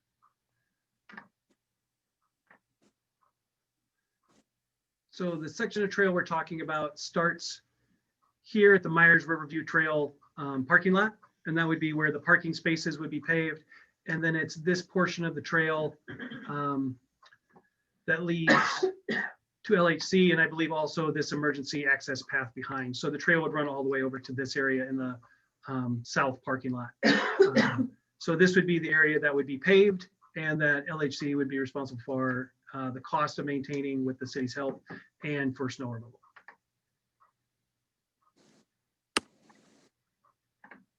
Melissa, do you have other questions? So is that one the one that's named Alpenglow? Yes, that is currently the Alpenglow Trail, correct. And then why is the Myers Riverview Trails on here? Like, what is it? They've adopted it. What does that mean? So the Myers Riverview Trail is actually this trail that runs along the riverbank. Mm-hmm. So that's the parking area for the Myers Riverview Trail. And then the O Street connector obviously runs here to connect to the bridge.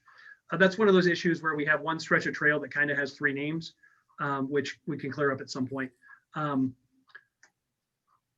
But that's why this is still referred to as Alpenglow. This area is Myers River, and actually I don't even know if there is a name for this section over the bridge other than the bridge. And then O Street Trail connector runs through this area finally up to O Street. So are they saying that they would pay for repairs for all of that, for Myers Riverview, the O Street connector, the bridge, and Alpenglow? Just from the section of their parking lot here to the parking lot here. So it's just additional information that they've adopted Myers Riverview Trails. Yes. And that means, what does that mean? That they clean it? Yeah, that's part of the new program that the Parks and Trails is putting on as far as Adopt a Trail. Okay. Thank you for clarifying that. That was my big question. All right, thank you, Melissa. I'm gonna, I'll go next just because I have a question related to that. So, because really the parking lot is part of Myers River Trail. And there's two parking spots that will be, that will have signage then, I'm assuming, for handicap parking only. Is that correct? Yes, that should be how it is. And as well as, so is the hospital, are we proposing that the hospital then maintain those two parking spots as well, as far as cleaning them of snow so that a person who is utilizing the trail would also have access from their car to the trail? I'm not sure we finalized that. It'll be, I think, probably whoever gets there first, whether we come from O Street to get to the parking space first, or the hospital gets there first from the other side. But I don't think we've actually ironed that one out in the MOU yet. Okay.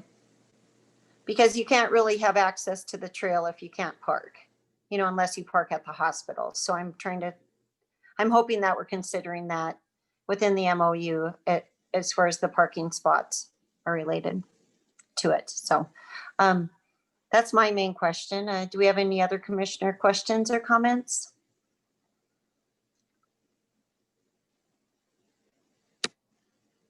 None? Okay, do we have a motion from the commission on resolution 4938? I move we accept resolution 4938. I'll second. All right, we have a motion by Maybe and a second by Schwartz. Roll call, please. Commissioner Hoagland, Yes. Commissioner Schwartz, 4. Commissioner Friedman, Commissioner Maybe, 4. Commissioner Newts. 4. Motion passes.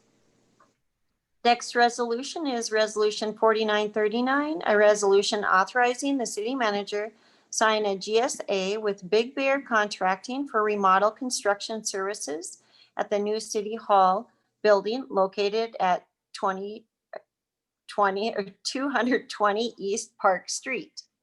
Mr. Cardis. Thank you, Madam Chair. So this is just a continuation of making the new building ready for occupation by the city. We've already done some upgrades to the lighting. We've replaced all the fluorescent lighting in the building with LEDs. This next project would rearrange the reception area to make it large enough for all of our utility billing personnel, as well as close off some of the areas from the public to make it a little more secure. If you look on page 47, you'll see the bid for the entire project. Includes removing some walls, adding a window for a little more natural lighting to the area, and then relocating any electrical as necessary and being prepped ready for paint. The total cost for that contract is $14,175. It's currently budgeted to come out of our general fund, which is well capable of handling that amount. And other than that, I think that's straightforward. So this is a general services agreement with Big Bear Contracting. If approved by you, I would sign it and we would move forward with the project.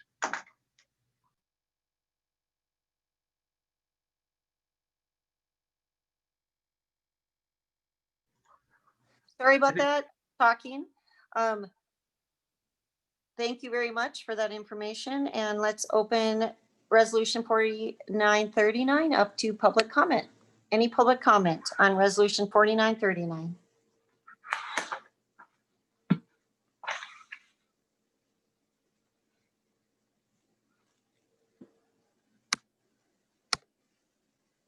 I don't see any in chat, but any public comments?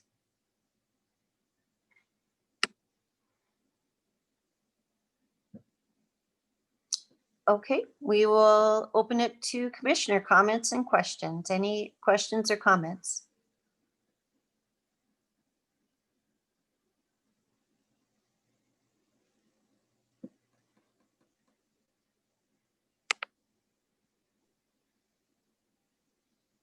I guess I'll ask a question for good measure. All right, thank you. So is this, we saw some like initial guesstimates a while back for renovations for this building. Does this lining up, Michael, with your expected expenses, more expensive, less expensive? How does this line up with what you were thinking it would cost? For this particular part, and this is only one portion of the improvements that were required, but for this portion, that's about what we expect. In fact, it might actually be a little less than we had anticipated. So as far as that goes, I would say this is probably under that original budget so far.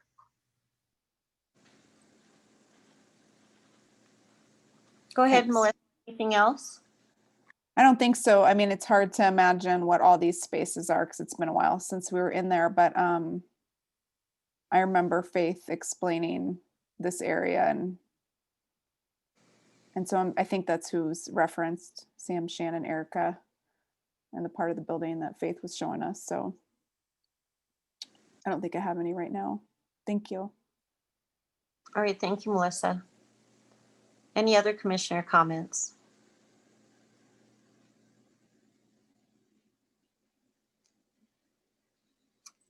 Okay, no commissioner comments. Other commissioner comments? I guess I feel like this, I know this doesn't entail the cost of flooring and paint, which it will be another item brought to us in the future. I do have more questions on other things related to this building as we go through this process, which we have had a lot of questions, but I think tonight, I think this seems like a reasonable number. And does it sound like this job will be done relatively soon or started relatively soon? I know it's pretty busy out there. So do we have a timeline? Once we sign the agreement, we'll go ahead and get a start on it, but I think it'll probably be completed within 60 days. That's pretty good because I know there's a lot going on with building, especially with residential. Okay, all right, that's all I have. Any other commissioner comments before we have a motion?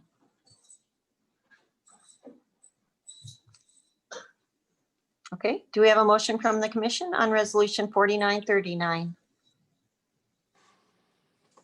I make a motion to approve resolution 4939. Second. We have a motion by Schwartz and a second by Maybe. Roll call, please. Chair Hoagland, Yes. Commissioner Schwartz, Four. Commissioner Maybe, Four. Commissioner Newt. Or Motion passes. Next item, or 3 items, are our action items. We have our first action item A, to discuss naming 220 East Park Street Building, Livingston City Hall. Mr. Cardus. Thank you, Madam Chair. So you'll notice on this is just a discuss item. When we actually go to name it, we'll probably do that by resolution. We're still talking through the exact way to do that, but I think that's probably the easiest and the cleanest. So tonight's really just to get a feel for what you would like to see in that resolution. Because it is a new city building, we probably should give it a name. It can't be called the city county building anymore because it's not a city county building. City building seems pretty boring.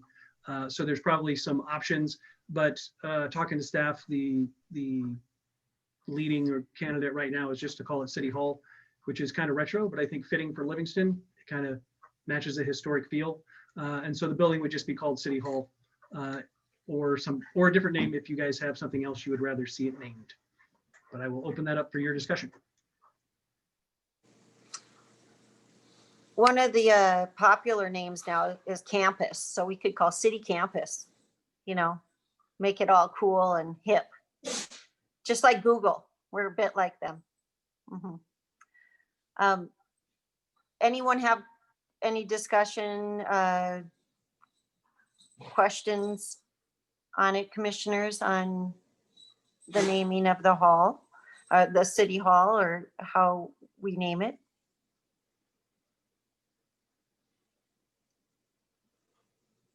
Any thoughts? Okay, let's name it after Darrell. There, yeah, that's gonna go well. No one will ever spell it correctly and or pronounce it correctly. You don't want to do that. Yeah. and that's the reason she doesn't want to name it Darrell. Exactly.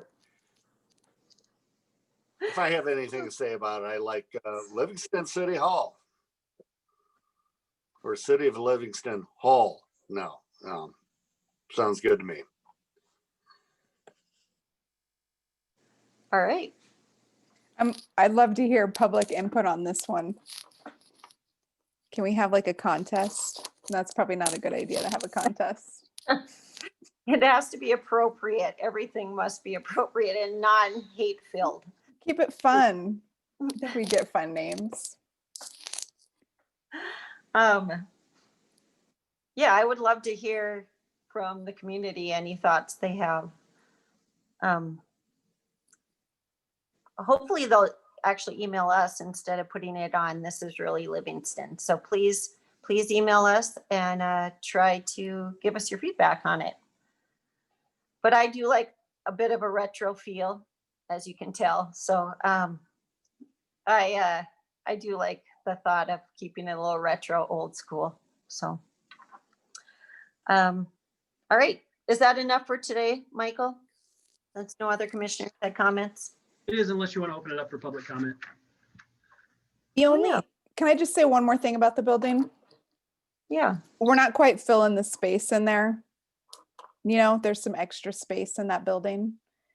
And I don't know what the long-term plans are for that extra space. I doubt we're going to be in the business suite rental market as a city, renting out tons of office space. But I think long-term, if we keep an open mind to what that extra space might be used for, like maybe it could be more than City Hall. Maybe there could be some sort of like community vibe there beyond city government. Do you get what are you picking up what I'm throwing down, Chair Hoagland? I am. That's why I said campus, like Google. Yeah, or like community center, or I don't know what it would be. That's I'd love to. Yeah, I'd like to hear. I don't know. I just like to keep an open mind and hear what people have to say, because it's bigger than our needs at the moment, the building. So it could be fun. Yeah. City Hall and something else. Skate park, just kidding. Roller skating rink, just kidding. And we could put it out there like when, you know, a baby panda is born and then we just name. Sorry, I think I've had a long day. I'm just getting off topic. So yeah, Michael, let's leave it. Or is there any public comment at this time on our naming of our city hall? And if not, please do communicate with us. You know, this is Daniela at 705 Lochleven. I do appreciate that you guys have brought a lot of these subjects up for public communication conversations, and having like the campus idea for it and bringing in the community into it is also another great idea. And I'll be sharing this information with a lot of people that I know to try and get more or more community members to have more input onto these subjects. So I just want to say thank you for bringing them up and bringing attention to how the public have some say into things. So just thank you again. Thank you, Daniela.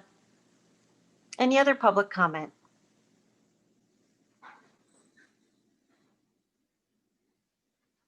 Let me double check. No one in the chat. All right, Michael. So assuming we'll bring it back in the near future as a resolution and go from there after we get more comments and public input. All right. Thank you. Next action item is to discuss membership requirements for individuals to serve on City Planning Board as defined in Montana Code Annotated 76-1-221. Mr. Cardus.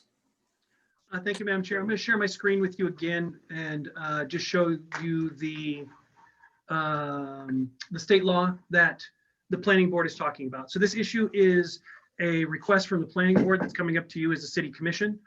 They had a long discussion about the state requirements for membership on the planning board, specifically about the freeholder requirement to be a citizen member. I will tell you that their request of you is to try to engage with the state to remove that requirement from the state law. But let me give you some background on the actual ordinance and some options that are available to you. So this is the membership of a city planning board, and it shall consist of not less than 7 members. So the minimum number is 7. The state law allows you flexibility to go above 7 at that point. 1 member to be appointed by the city council from its membership. So in our case, that's Commissioner Newts.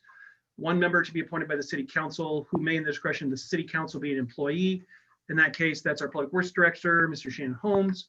1 member to be appointed by the mayor upon the designation by the county commissioners of the county in which the city is located, while referencing a mayor that's actually, in our case, appointed by the chair of the city commission, and which is actually given to us by the county commission. So they have recommended their member, which is Taya, and she is our newest member on the city planning board. So those 3 members are specific, and then there's 4 citizen members. So those 3 plus the 4 equals your minimum of 7. They again are to be appointed by the mayor, or in our case, the chair of the commission, 2 of whom shall be resident freeholders within the urban area, and if any, outside the city limits over which the planning board has jurisdiction, 2 shall be resident freeholders within that city limits. So currently we don't extend our zoning jurisdiction beyond city limits. So for us, it would be 4 resident freeholders inside of the city limits. So freeholder is the term that I think that they would like removed. So they would like it to the state law to read 4 citizen members, 2 of who are residents. So that changes the meaning. Resident freeholder means not only a landowner, but a resident. So if you're not a full-time resident of your property here in Montana, you wouldn't qualify. Or if you lived in the city of Livingston, but you did not own your property, you were a renter, you do not qualify under state law for those 4 positions. If we change that to resident, that would allow anyone who is a resident of the city of Livingston, so you still need to be a full-time resident, to fill one of those 4 parts on the city planning board. The main objection is that the freeholder language has a long and storied history of both being able to prevent voting rights for women and for minorities from the earliest stages of the country. Land ownership requirements were used to restrict who could vote for certain things. There is a district court case out of Missoula where the district court found that this requirement in the state law was unconstitutional. However, they never appealed above the district level, so it's never gone to the Supreme Court. So the Supreme Court has never struck down the law. The latest case that is similar that came before the Supreme Court, I think was in 95 or 97. Courtney can tell you more specifically, but it was a water rights case in a irrigation district where the requirement to be a landowner was challenged. The Supreme Court of Montana actually upheld that requirement in that case to be a landowner. So the main concern is that is discriminatory against renters. So as most of you know, the rental population of Livingston is somewhere around 30%. We have about 30% renters that make up our population. There's a few ways that could approach this, and I think the planning board talked about most of them. You could increase the number of members on the planning board and either not have a freeholder or landowner requirement on those, or specifically designate those for renters. That would be one way to address it. As it currently stands, 3 of your 4 members could be renters. They're not required to be, but they could be. Obviously, the city council member could be a renter. There's no requirement to be a landowner to be on the city council. The city employee could be a renter. There's no requirement to be a renter to be a city employee that's appointed. And the county member is not only could be a renter, but most likely is not going to be a resident of the city in the first place. So those 3 could already be renters. And the planning board had a long discussion on all of these topics, but their request to you is to engage with the state to remove, basically to remove the word freeholder from this current law. If you wanted to pursue that, my recommendation would be for this legislative session, it's probably too late. I think that today was the last day to introduce new legislation to the session because they will only work on stuff that has already been introduced at this point. But I don't think that's a detriment in this case, because to get anything through the state legislature, which is pretty predominantly rural at this point, it will be, and landowners for that matter, it would be probably a much better tack to build a coalition of like-minded commissions, city councils, and to get the League of Cities and Town on board to be able to push that forward as far as legislation change goes.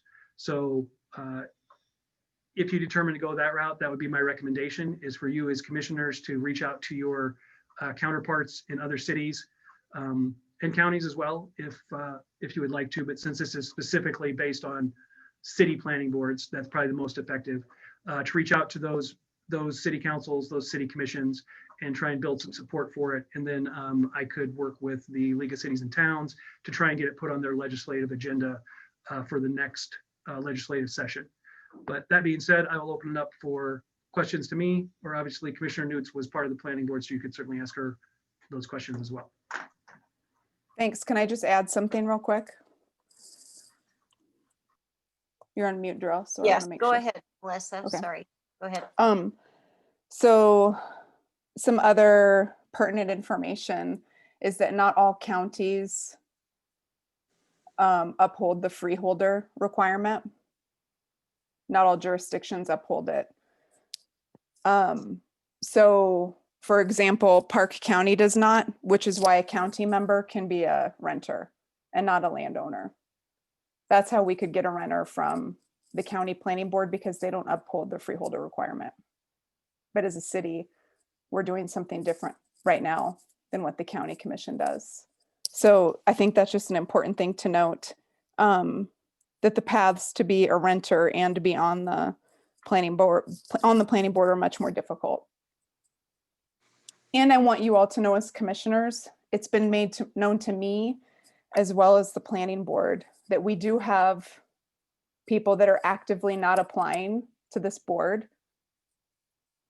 because of this requirement. And these people also happen to fall within minority groups or underrepresented parts of our population. So this requirement is still working the way it was designed to work when it was first put in place. I just think that's really important for you to know. If you wonder why certain groups are underrepresented in Livingston government, here we have an example right in front of us that's actively working today. Thank you, Melissa. Melissa, can you clarify? So you're saying that, and you guys had this discussion during planning board, so the county is not using the freeholder statement or requirement. Yeah, I want to. How does it state that? How I haven't looked at the county's wording, but how is it stated, and how do they then skirt that issue? So I want to just acknowledge that Chair Wilcox, she's the chair of the planning board now, is on, as well as Matthew Menard, and they're both at that meeting also. And maybe Matthew could enlighten us, but it's my understanding that there's just jurisdictions that choose not to follow it because they know that it's discriminatory. Is Matthew able to speak on this issue? Because I think he actually has some, he actually has some knowledge since he's worked in other parts of Montana. He might be able to add to this conversation with how other communities do it, if that's possible. Not to put you on the spot, Matthew, sorry. Yeah. I can't really help you too much. I'm not sure how our other communities are doing it. I'm assuming they just ignore the law. That's what it looked like in the Missoula case, is basically Missoula allowed renters onto their planning board, and some property owners sued them over that. But I can't tell you specifics on how they're doing that. Courtney may be able to give you more background with some court cases as well.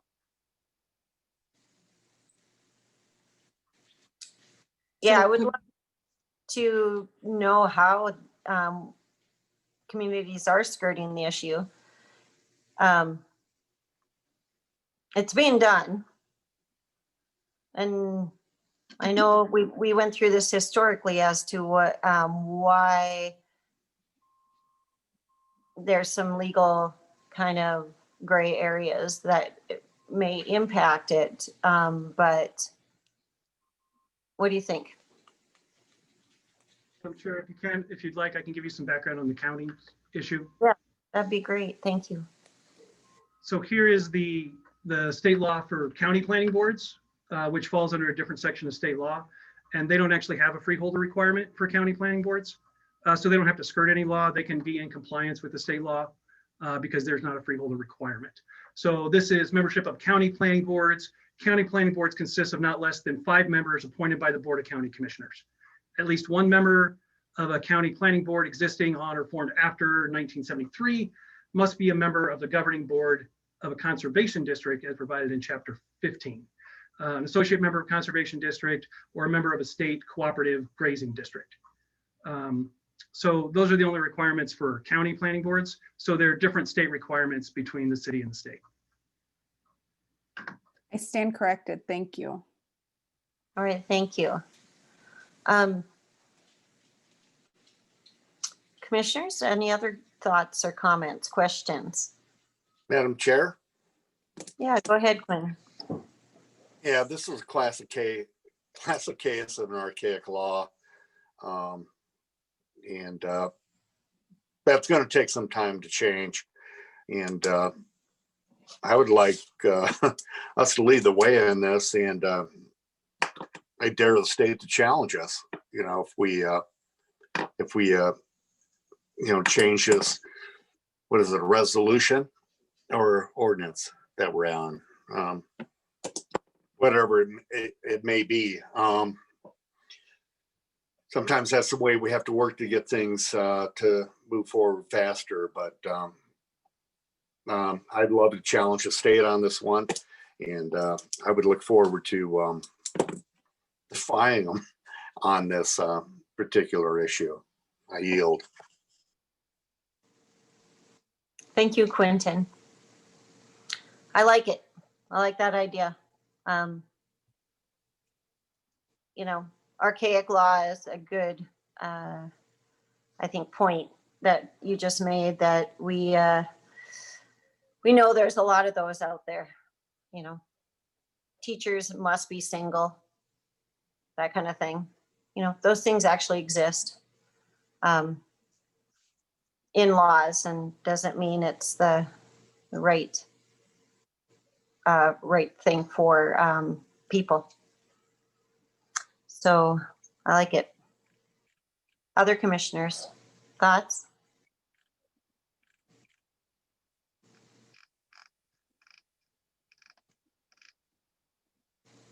I just find it real frustrating that there's something on the books that's actively preventing people that want to be involved in local government from being able to be involved in local government.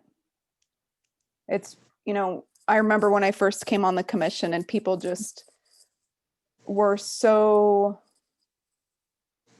happy that I was representing someone that was different. I'm putting that in quotes, different, when there's people that are much less represented than I am that would love to participate in local government.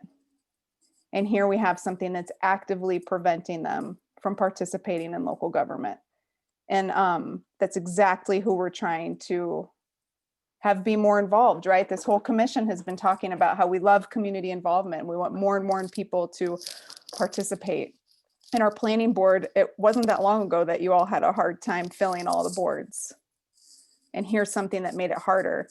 And, you know, Warren was talking about consistency earlier tonight, consistency with laws.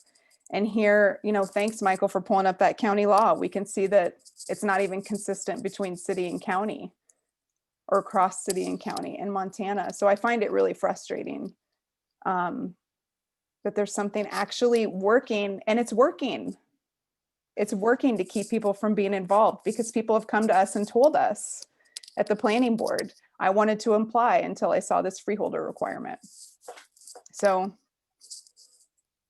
I'm just glad you all are hearing it and recognizing that it's a problem. Thank you. All right, thank you, Melissa. Any other commissioner comments?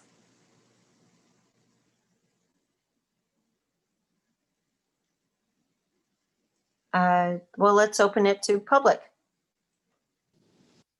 Any thoughts from the public? Sure, Hi, Hopefully this- this is. I'll go real quick. Okay, go ahead. Sorry, Name. this is Jesse Wilcox, 617 North 8th Street in Livingston. Thank you. I appreciate this conversation at the commission level. I am on the planning board. And I did want to give a quick update. I did speak with Lori Bishop about this issue and just asked her what we could do, knowing that the legislation deadline was today. And she let me know she had a conversation with a colleague of hers at the Montana League of Cities and Towns, and they are actively drafting legislation to introduce in 2023 on this issue. So she said anything that we as a community would put forth before then might jeopardize that initiative for the 2023 legislation. So if it can be solved at a community level, that would be best. And that was her advice. And we did thank you to Courtney, who attended our last planning board meeting. And I did draft a memo, and I think we'll be reviewing that at the planning board tomorrow night to send to you, to the commission. You know, Courtney did make it sound as if there may be some options that at the city level that we could, or you could as a commission look into to remove that freeholder requirement prior to waiting till 2023. And so Courtney, maybe, you know, at some point down the line, you can talk about that with the commissioner, or it can be sifted out what those options are. But that is something that's coming down the pike. But if there's anything we can do as a commission or as a community to get that done earlier, it would be really greatly appreciated. So thank you very much. Thank you, Jessica, for that update. Mm-hmm. Any other community comment? Hi, it's Daniela Love at 705 Lochleben Drive, and I would like the commissioners to change the freeholders and to make it available for renters to be part of the planning board. I personally was interested in applying for the planning board. I've been here for 11 years. My son is 12 and we moved here when he was 1. My daughter was born in a house next to the fairgrounds. And I was very disappointed and very disheartened to find out that because I don't have a certain title or marker on me, that I'm not qualified to be a participant, an active participant in a way that will make an impact on the future of my community where my children have been raised and will be continued to be raised. And it disencouraged me to want to be involved, because I was like, what's the point? But, you know, then I just end up getting angry and I was like, well, I'm just going to voice it more because this is very important. There are, like Melissa said, and thank you, Melissa, so much for being, for your voice on this, because it's very important that folks who have been part of this community get to have some say in how this community continues to grow. By example of being on the planning board. Just because they don't own a house doesn't mean they shouldn't be able to be part of the community they're a part of. So I just request that the commissioners do what they can before 2023 to resolve that and to make it possible for folks like me to participate actively with our community. Thank you. Thank you, Daniela. It looks like we have someone in the chat. 1 second. Jonathan, go ahead. Yeah, Jonathan Hedinger, 519 West Park Street. I just wanted to say that I did apply for the planning board and wasn't eligible because of the renter, because I'm a renter, not a landowner. And I think that I really applaud what Quentin and Darrell and Melissa have all said tonight. I think that one important thing to remember is just the history of land laws in the U.S. has been very discriminatory. It's been designed to give more power to white people and males. And basically, I think that it's important to remember that. And then also, I think it's important to remember that renters also pay property taxes through their rent. They are able to basically to help do that for their, or they aren't just not paying property taxes, it's included as a part of rent and everything else. So it's not, so they still are members of this community that are still paying for all of these services. And they should still have a say in how these services are being provided and how the community continues to grow. And I just really think, that you can take this step today to not listen to the state law. And I did do a survey of a few different planning departments, and I talked to planners in Great Falls, Hamilton, and I think it was Bozeman, and none of them were following it. So I just think that it makes sense to ignore it. I think there's precedent to ignoring it. I think that it just seems like a good way to take a strong step in our community toward equal protection for everyone. So thank you very much. Thank you, Jonathan. Let me see. Michelle, go ahead. Thank you. Can you hear me? Yep. Great. I sent some comments to the City Commission today, so I hope you received them. I won't repeat what I said in there, but I want to thank you all for putting this on the agenda and having this conversation. I want to thank the Planning Board for doing the same. It's a really good example of kind of institutional inequality in our law, so we don't even realize exist until suddenly it's in front of us.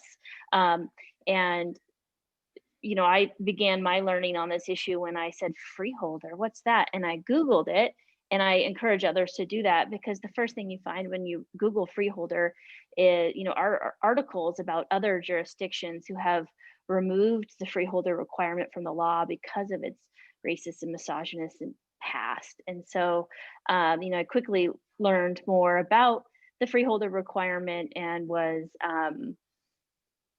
disappointed that that's still on the books in Montana, and started to do some legal research on, whether it comports with the U.S. Constitution and the Montana Constitution. That research has led me to believe that it does not, that freeholder requirement clearly violates equal protection, the right to free speech, and also likely the right to public participation under our Constitution. So it's problematic. It's on the books. I was, like I said, grateful for the conversation at the Planning Board. I think that their recommendation to look into how we could change that requirement in the law made a lot of sense. I also agree with what some other folks have said, Jesse and Michael, that really it's in order to get something done in Helena, these are oftentimes year-long campaigns that really require a coordinated effort. And I'm thrilled for Livingston to throw our hat in the ring, and so inspired by what I'm hearing today from our commission, from Quentin and Darrell and Melissa, and agree, like, let's throw our hat in the ring on changing this law, but that may be like a long-term effort. So what can we do now? When I would really encourage you all to, it sounds like Jesse's had conversations already, what can we do now to change our local ordinances? What do we have control over, and how can we change how we decide who has the ability to participate in our local government and on our planning board. And I really encourage you all to look into that and see if we can fix our, I don't know, there's got to be a saying for that, clean our house first and then look to the next level. So thank you all so much for your time and your consideration and all your hard work. Really appreciate it. Take care. Great. Thank you, Melissa. I mean, sorry. Thank you, Michelle. Thanks. Sorry. All right. Thanks, community members, for your feedback. Let me see. Anyone else in the chat? Madam Chair, Go ahead.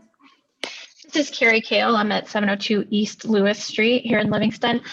I would just like to echo what so many of our fellow citizens in Livingston have said tonight, and really push for the city commission to work sort of this dual angle of going to the state and and working with other communities across the state to get this state changed in the state legislature, knowing though that that's going to be a several year fight, and thinking that we should not wait that long within the community to do something about it here in our hometown.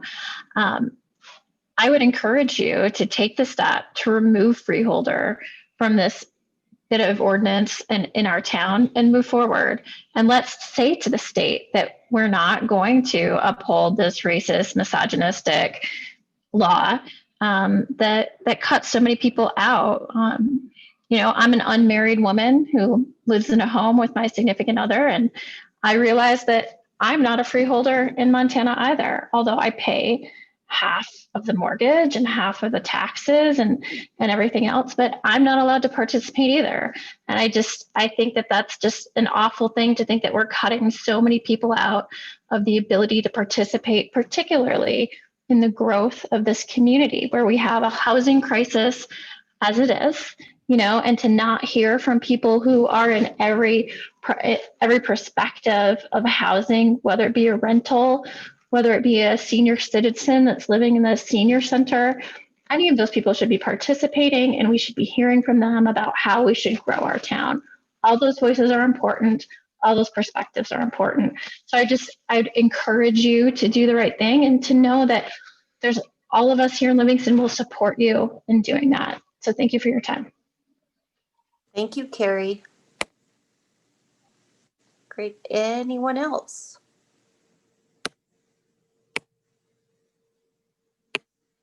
Any other public comment? Okay, thank you everyone for your public comments. Moving it on to the commissioners again, any last thoughts? I do have one, I guess. What I kept thinking about as people spoke through this is that words matter. And if we had other words in our documents, in our laws, in our community or city laws, ordinances that were antiquated and unacceptable in today's world, we would deal with it. And I feel like this is a word that doesn't come across as 100% inappropriate just at first hearing it, but I do think that it is 100% inappropriate. And I think it's worth fighting to get it out of our language and out of our state law. So I look forward to that. And I would like us also to really focus on the fact, and I said this the last time when we did put it on the agenda and it was brought up by other people tonight, is that renters in our community and Michael brought it up as well. And, it's a third of our community, or about a third of our community rents, our members rent. And so we need to make sure that they have a voice and are one of our voices in our community. And so in a community like ours, again, that matters. And then the last thing is what I'd like us to do as far as steps forward, and I'm just proposing it or stating my thoughts, is that I'd like to work with Courtney and Michael because it has been brought up tonight on some of the comments and things that were brought to the planning board from Courtney, but to bring that to us and continue our conversation on how we can work through this sooner than later, along with working with other entities and what we can do at the local level. So I like the ideas of going big and changing it, but I also want to see what we can do at the local level. And other people have done it, so we're not creating this path. Others have. So makes it a tiny bit easier. Just my thoughts. Anyone else?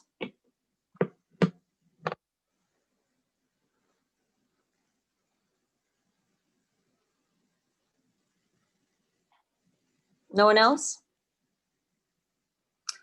Okay, so do we have to make a motion to move this, Courtney or Michael, or can we just ask that as the city to continue work on this issue and bringing us some ideas, working with the commission and the community? This was just a discussion item, so we can certainly go forward. There's no reason for a formal motion. Okay, just don't want to mess that up. Yeah, Darrell, just Yeah. a clarifying comment. I just want to refresh my memory on what Jessie Wilcox mentioned about this with her discussion with Lori Bishop.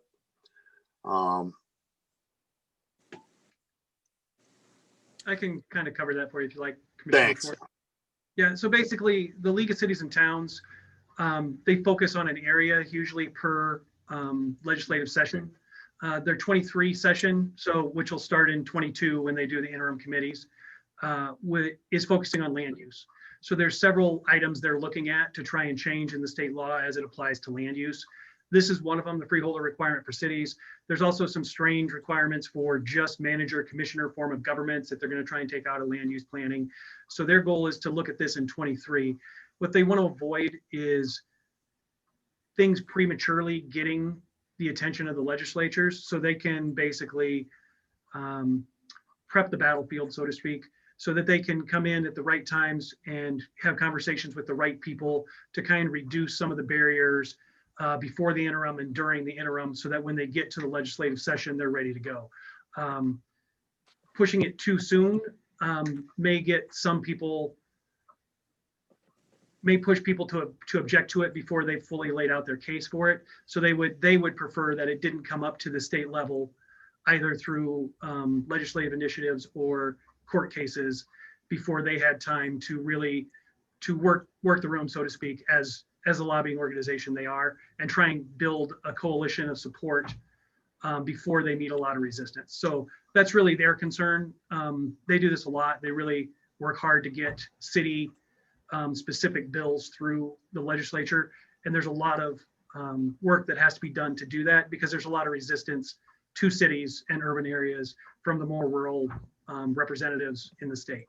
So I think that's what their request is just to not make this an issue at the state level until they've had time to get their ducks in a row and build their coalitions and start getting the support that they want before they bring it to committees or floors.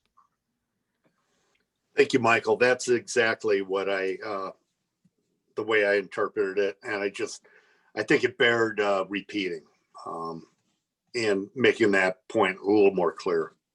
Thank you. I yield.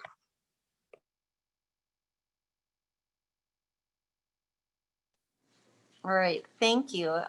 So we'll just continue our work towards coming up with a solution to this in the big picture and on the local scene as well.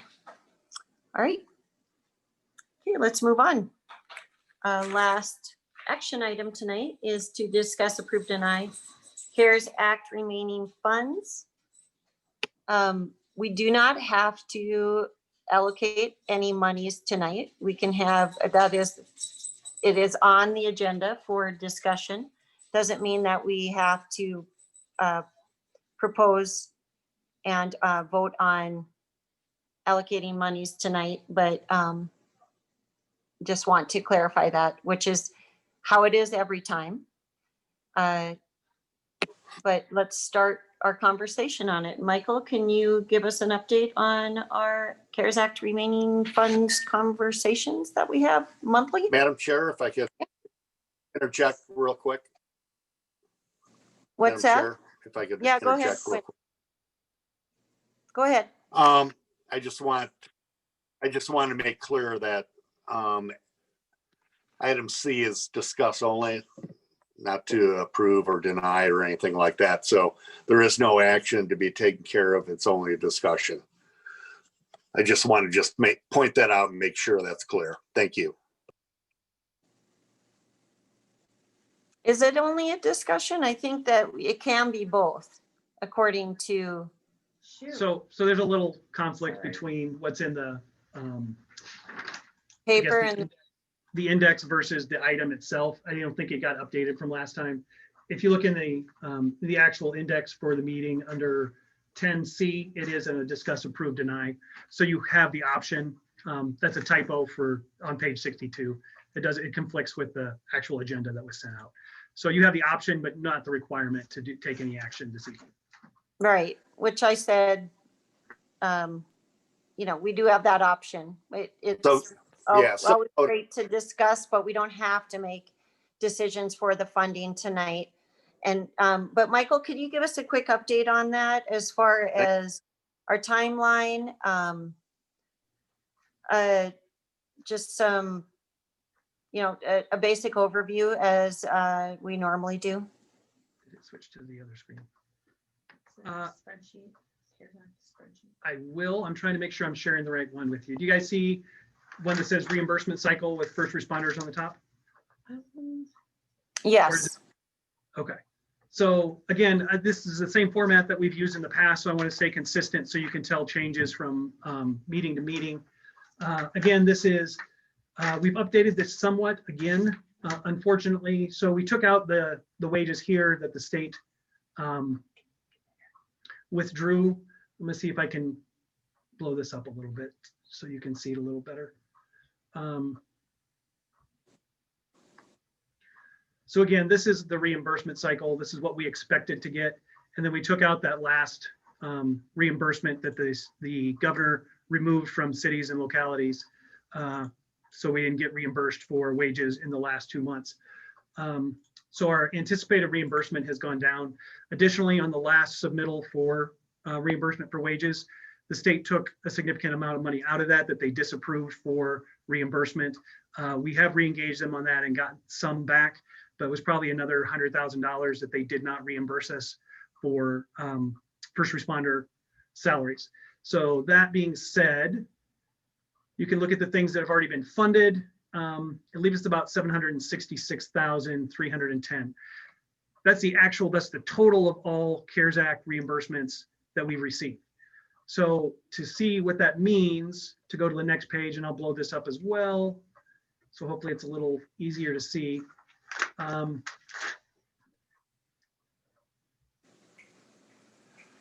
you can see where that's at right now. If we had spent, using just what we spent so far, we're at about a 54.6% reserve. Right now, the desired reserve we set at 47%, which leaves us about $372,803 to spend out of the CARES Act reimbursement money. So this still, you as a commission have still not said exactly where you want the reserve to be. Right now, if we spent everything we'd spent and everything we budgeted, we'd end up at a 47% reserve, which is really well. It was a really great reserve. We originally, for the strategic plan, set a goal of a 33% reserve, which we thought would be incredibly hard to meet, but we've actually exceeded that because of the, I would say, uncertain nature of COVID and future funds needs. We probably should keep that reserve above 33%. somewhere in the 40 to 45% range would be an excellent place to keep it. But that's a decision as a commission that you have to make in the future. If we spent every single penny that came in on as reimbursement for the CARES Act funding, we would end up with about a 40% reserve. That's assuming no other unexpected expenses throughout the rest of the year. So over the next 6 months. All of that being said, you can kind of see where we're at. The 372 is good. We've talked about the time restrictions of having to spend it by the end of June. That only applies to the portions that are above a 50% reserve, which means we probably only need to spend about 200,000. Well, I'll tell you what, I can give you a really great example of that.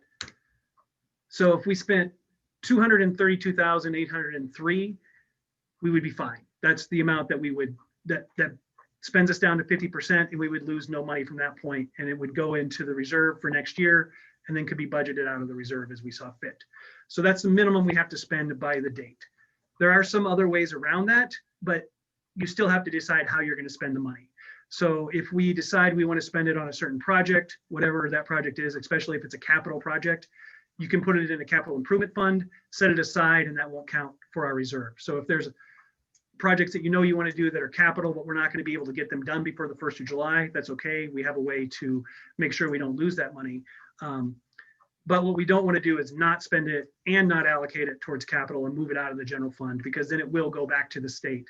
And well, actually, it'll go back to the taxpayers in the form of reduced mill levies the following year.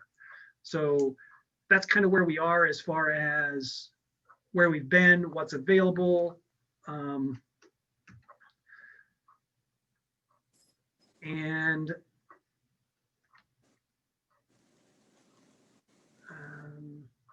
Yeah, let's go to percent on that so it's not so ugly. So that's kind of where we were. I will go to the last page, which is possible projects. Again, this shows you what's already been allocated. It shows you some other projects that are out there. Right now, there's a few of these that we don't expect to request out of this money. For both the furnishings and the upgrades to the state buildings, I think we can move those expenses into the general fund and not use any CARES Act reimbursement funding for that. However, there are still some projects in here, city projects specifically, that we would like to see go forward. Specifically, the solar array for the new building to reduce costs there, as well as make us a little more environmentally friendly. And we've talked a lot about records retention. There is a request for $40,000 in here to upgrade the Star Road facility to make it a sufficient records retention building. We talked about records that have been lost in the past. A lot of those records were lost from our storage area in the Shane Center from water leaks. We've had multiple water leaks into that storage area. So that's why that request is on there. You will see that we added a social worker down here. That $300,000 is really just a mid-range number between the cheapest county that's doing it right now, which is Gallatin County, that's doing it for about $100,000 a year. And we talked about their model, which is just a private contract that's available sometimes, that they call, the officers on scene can call through dispatch, so they just don't respond. The other end of that's about 500,000, which is the Missoula County model, which has response teams that respond with the first responders, with the whether that's ambulance, fire, or police officers. That's $500,000 a year. This number is somewhere in the middle until we really settle on a paradigm that we want to use. That number is going to be hard to pin down. You have also received requests that aren't reflected on here yet. We haven't talked about whether or not you wanted to put them on. One was from the Conservation Board for the replacement of all the streetlights in town with LEDs. The other one was from Park Local that you received today, which is a request for funds for a matching program to give micro grants out after they do some education, and that was a request for $25,000. I think that is where we stand right now. I'd be happy to take any questions on it. I know the math is wonky sometimes, but I will answer them as well as I can.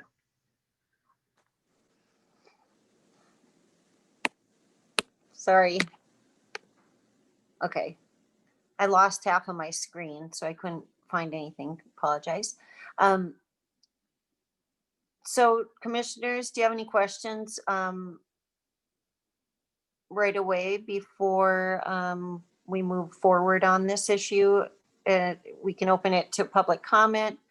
We can continue our conversation at the next, using this as an update. Any feedback at this time from the commission first? Madam Chair? Yep, Quentin, go ahead. Yeah, I like the update. I'm not ready to make any recommendations or move forward on anything at this time. It's nice to know where we're at and what our timeline is with the funds, and the fact that we do have options later down the road, as long as we're within that threshold of spending.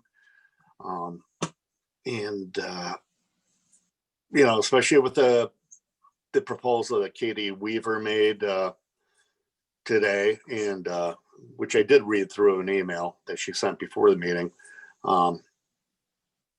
I really like, and I'd like to see more things like that.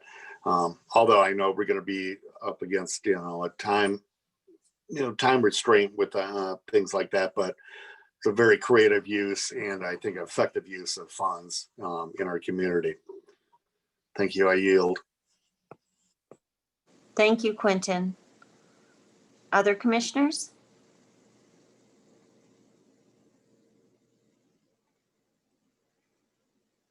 I do have just a request for future. So I would love for us to discuss, and you did touch on this tonight, Michael, but on the reserve and the concept of the reserve, because that has changed quite a bit in the time that I have been on the commission.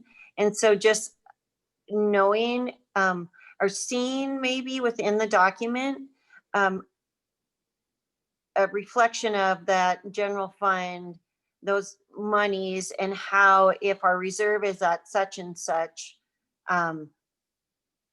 this is our potential for spending on these projects, that kind of thing. Because when I first started on the commission, we stretched to have a 16% reserve.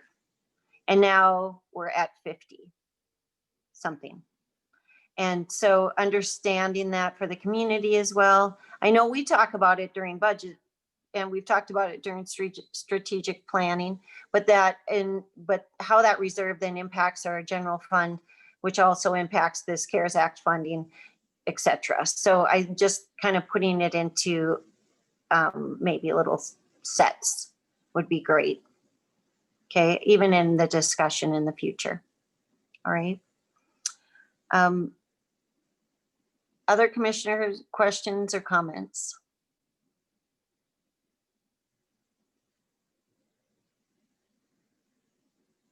So are we not going to, I want to open it up to public comment, but are we agreed that we're, Quentin proposed not any decisions tonight, but commissioners, is that how, because it is it can be a discussion at this point. So any thoughts? Fair? Yeah. Yeah, at some point we're going to have to make a decision regarding the disbursement of these funds. And I realize that, and still think we have time at this point. And that's all I have on that. Thank you. I yield. All right. Thank you, Quentin. Commissioners, any other thoughts on it? Yeah, I believe that giving a little more thought to it and seeing maybe what we are actually going to wind up with from the state and things like, well, just other things that might come up. I'd like to see more money in, for example, or more use of the revolving loan fund or any other options like that for the businesses and that are really hurting at this point. So I think giving it a little more time for reviewing, and I think between now and the end of June, I believe we have it to to make that decision. Thank you. Thanks, Warren. I do appreciate a lot of community input has been given to us on this issue. So please continue that in your other ways as well as during commission meetings, during or through emails, through calls, etc. So please continue that. So no other commission comment. Do we need to open up for public comment?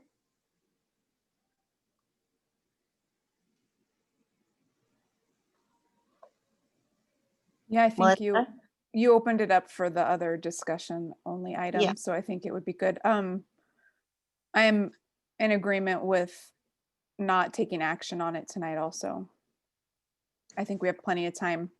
We've had no problem spending that money down so far. I don't think we'll run out of time to be able to keep spending it. True. I would like to spend it all right now, but I know better.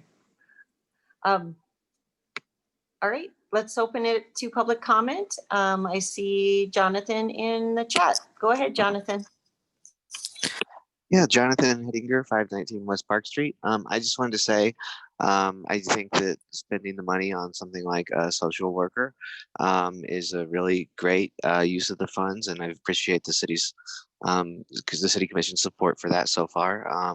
I think something like a $300,000 seed grant to kind of get the program up and running for 3 years would be a good way to like get the money, to both spend the money now and see the benefits long term.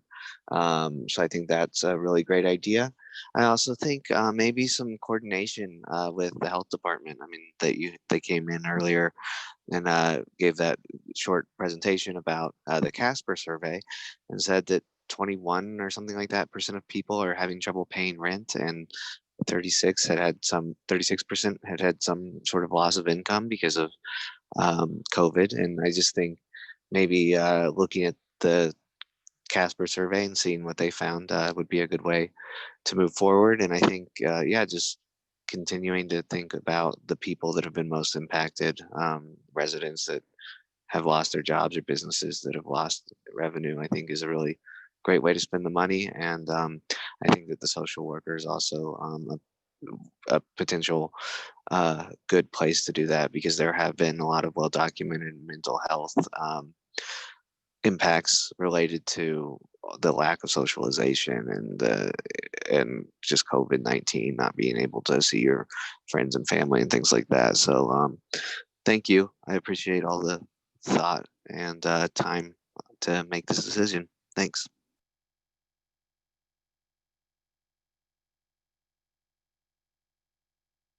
Sorry. I have too many pens in my hand. I couldn't get it to work. Thank you, Jonathan, for your feedback. Any other public comment? I don't see anyone in the chat, but please speak up if you would like to make a public comment.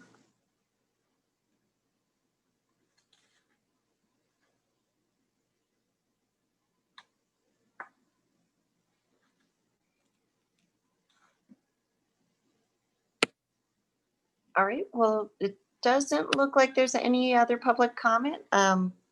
We appreciate, like I said, communicating through emails and calls. Please continue to do that on your thoughts on the CARES Act funding. That we're moving on. City manager comments. Thank you, Madam Chair. I'm going to give you just some quick comments. We will plan in the next, I don't know if we'll make it by the next meeting, but certainly the one following, to give you just kind of a legislative rundown of what's happening up at the Capitol. I'm going to show you a little something the League of Cities in Town has prepared. So this is just an example of what you can find out there. This is all of the current proposed bills that the League of Cities in Town opposes. So if you want to, I'll kind of show you where to get to that. But if you look through it, you know, and they actually tell you why they oppose it underneath. So HB 102, which is the gun law one we talked about earlier, they oppose because it undermines local control. Same thing for HB 107, which was the one we talked about. Well, this is a revenue finance one, which is about the mill levy election laws. HB 134, which is a land use planning. So they go through and list all of the current bills that they oppose as the league. And that's a good place to start if you're looking for places that either you as commissioners or even citizens want to call your representatives and tell them to oppose a bill. This is a great place to at least find out where they are. See if I can go back one. Yep, oh, that's the wrong one. Back one more. This is the homepage of the League of Cities and Town, and you can actually research all of the bills that they are tracking on here. You can actually go to bills they support, bills they oppose, or bills they're monitoring. You can see the support or dead, support Bass, support with amendments. So they do a lot of work tracking all of these bills for us. I start here when I need to do some research on a bill. And then once you do that, once you kind of find an issue that you really want to look for, you can come here to the Montana legislatures. There's a place you can go to look up bill information. And then as long as you know the bill number, which we've talked about, HB 107, you can pull it up and you can tell it where it is right now. So this is the bill we talked about earlier that's trying to change the mill levies. They actually just updated this since I checked it before the meeting, which is great. They had a hearing on it on the 13th. I watched that hearing. It was not well supported. And you can tell that because now they have tabled that in committee. So that pretty much means that bill is dead. It probably will not come out of committee. It probably will not become law. So that's some good news for us. So the mill levies requirement won't change to 2/3, which was an unrealistic expectation. So these are great resources to kind of track what's going on for bills. I will try and give you an update on what the ones that I think you would be most interested in a future commission meeting so that you don't have to do this on your own. But if there's any other wonks out there that like this kind of stuff, these are great resources where you can go actually read the text of the bills and see what they're trying to push, or you can stay back on the League of Cities and Towns and just get the overview and whether or not the League of City and Towns at least thinks you should support or oppose those bills. So all that information is out there. If you're interested or you're having trouble finding it, feel free to contact me, either commissioners or just anyone that is interested in finding information. We'd be happy to help you figure out how to research that at the state level.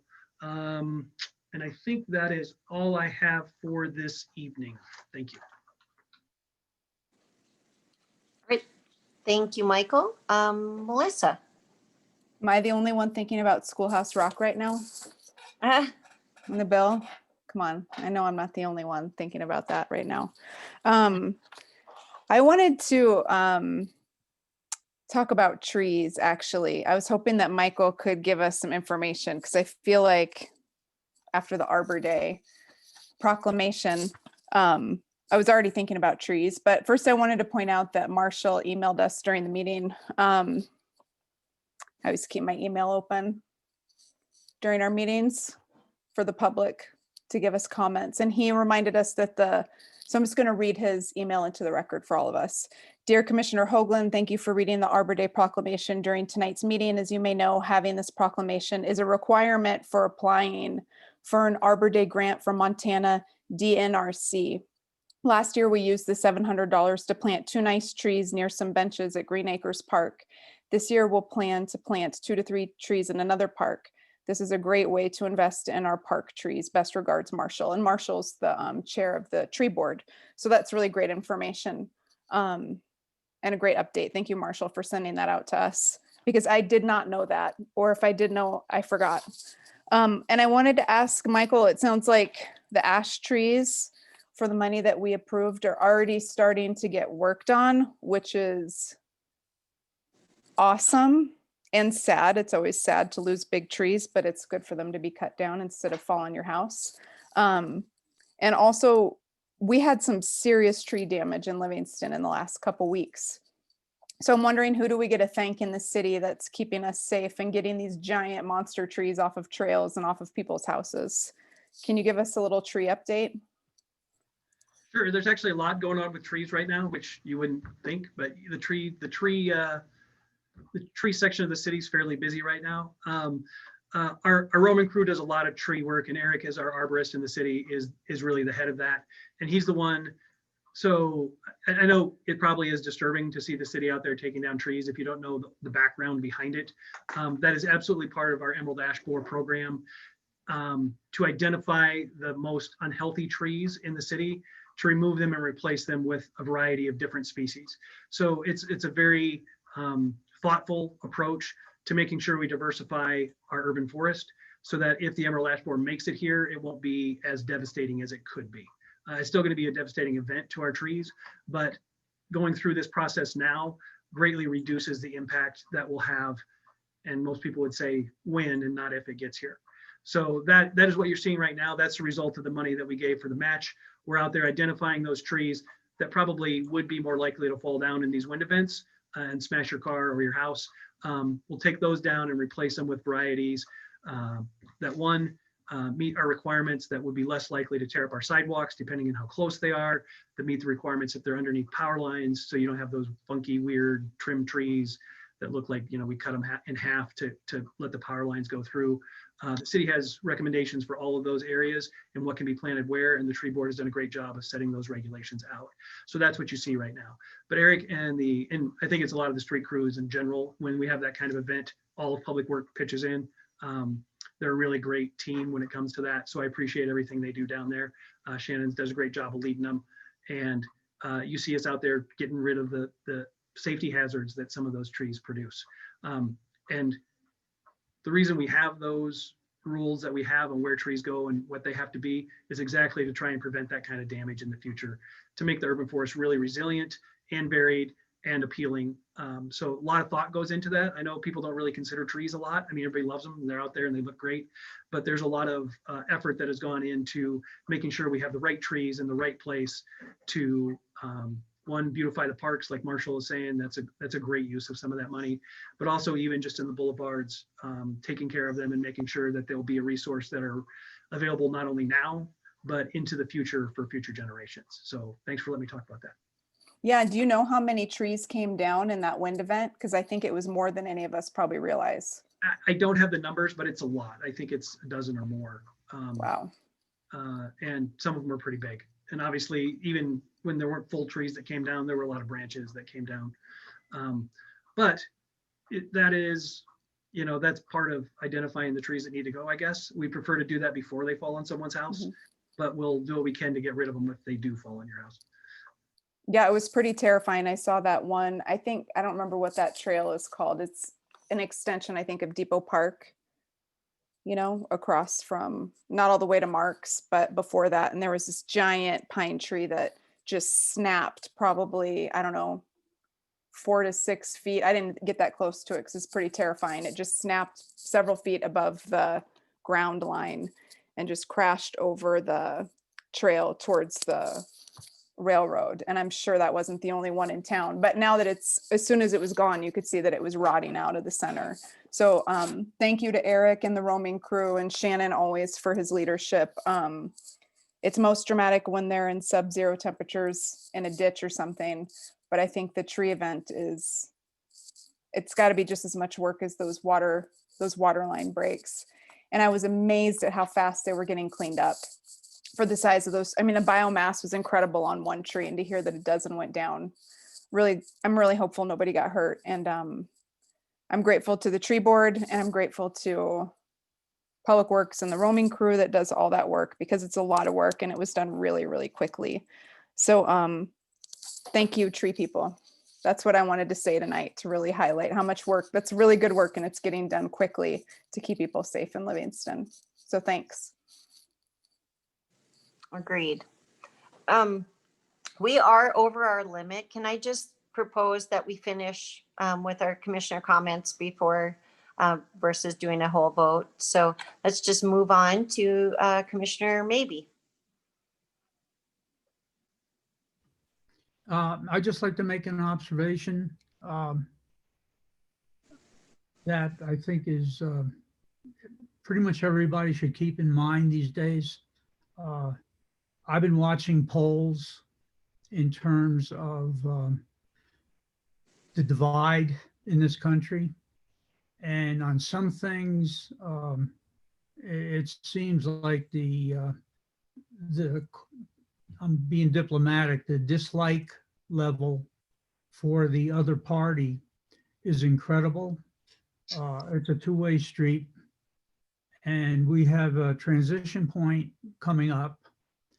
I think it would be a good idea for everybody to stop trying to make comparisons of who did the worst things or said the worst things, and moderate on everything and try to cooperate, because that's what the future of this country is going to wind up depending on.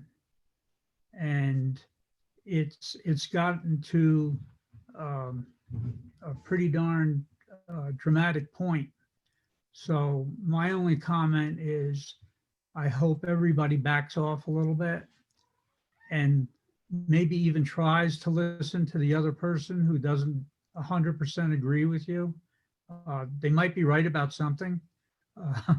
And I think that's critical for literally the future of this country.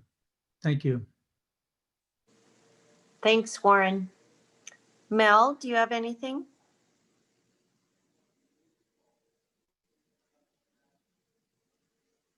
I think he's having trouble with the mute button. Yeah, he's got to press pound 67 or 9 or faith Star note. Star what? Star 6. Star 6, Mel. Press star 6 on your phone, babe. If you want to talk. Well, I can't ask him to unmute on the phone, can I? We'll move on to Quentin, and then if Mel can jump in after. So Quentin. Yeah, I'm real quickly. I want to thank the boards for their reports, Parks and Trails, the Planning Board, Tree Board, Zoning Commission. I did read them all, and we're so fortunate to have so many talented people on these boards. It's great. And just indulge me quickly on shout out to my brother-in-law, Jim Stevenson, who has been commissioned by the Bozeman Symphony in the past, who lives in Lake Forest, Illinois. He is going to have a world premiere of his piece, Fanfare for Democracy, tomorrow's inauguration by the President's own Marine Corps band. I'm not sure what time it's on, but I think it's pretty cool. And he does have a local connection. Thank you. I yield. Thank you, Quentin. Great comments tonight. Mel's off mute now. If you Oh, yes. Oh, there you go. Go ahead, Mel.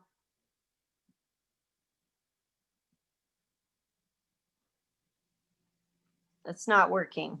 I think he came off mute on the computer, but his audio's through the phone. Okay, well, He's gonna press star 6 on the phone to be able to be heard. Can you hear me now? yes, we can. Yay. Go ahead, Wow. Well, kind of frustrating Mel. Yeah. not to be able to. It was a great meeting, and I appreciate everybody's input, and a lot of good stuff.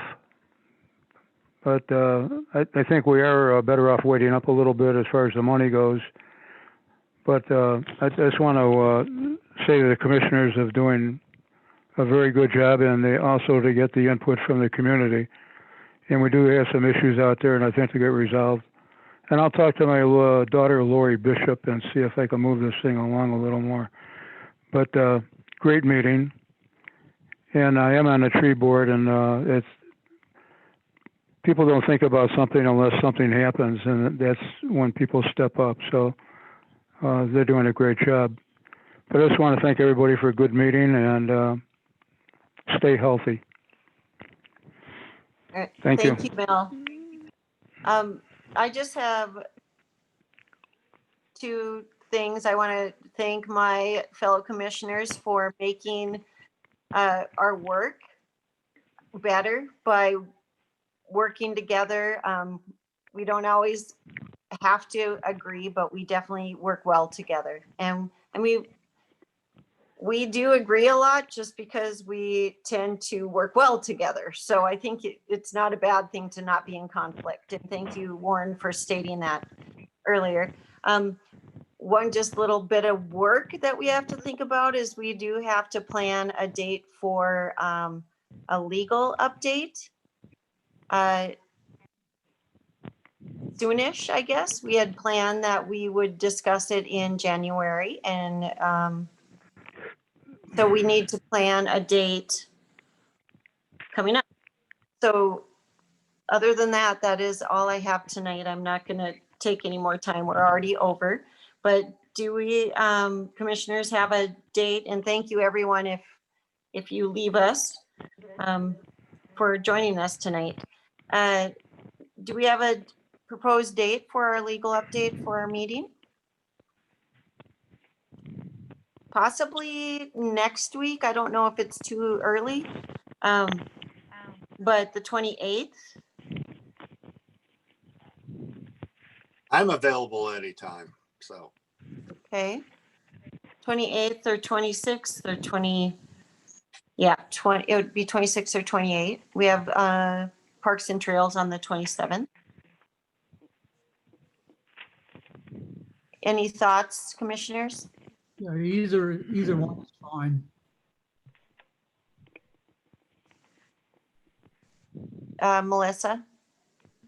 Thanks. I was Quentin? trying to get to the calendars. I think that's a good week because it's an off week from planning board meetings too, which I like. That works for me too. The 28th works also for me, or the 26th. 26 would be a good one. 26th? Yeah. Okay. Will the staff be ready by then? That's pretty quick.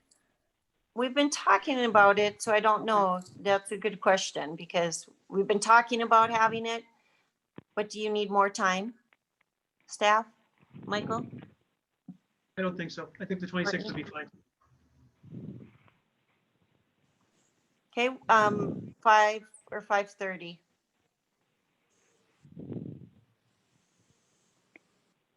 Doesn't matter to me. We stick with 5:30. Okay. 5:30 is good. Yeah. 5:30. So That we'll do our full update by Zoom, or we'll kind of move the details of it through Michael and I and Courtney, and then we'll get to you as far as the link and everything. Okay. If it's Yeah, executive session, so it should probably be in person anyway, so. if it's in person, then I probably can't do it at 5:30, just so you know. Would you need to do it at another time if we did it in person? Yeah, it'd Right. probably have to be quite a bit later, just because COVID and childcare and parenting and all the inconveniences that come with that. I can do a meeting from home with my kids, but I can't ditch my kids for meetings. Yeah, as long as we do it securely, I don't care. Yeah. Doesn't matter to me, as long as it's secure. Can we do it via Zoom? Courtney, Michael? Yeah, there shouldn't be any problem with that. We'll just open it up to the public for the opening, then you'll announce a closed session and we can control who's in that closed session. So that's not hard. Thank you very much. Okay. Then I can do 5:30. Let's do the 5:30. We will All probably right. put out some hard copy agendas that you might have to pick up prior to that. But I think that would be probably the easiest way to do it. Courtney, do you disagree?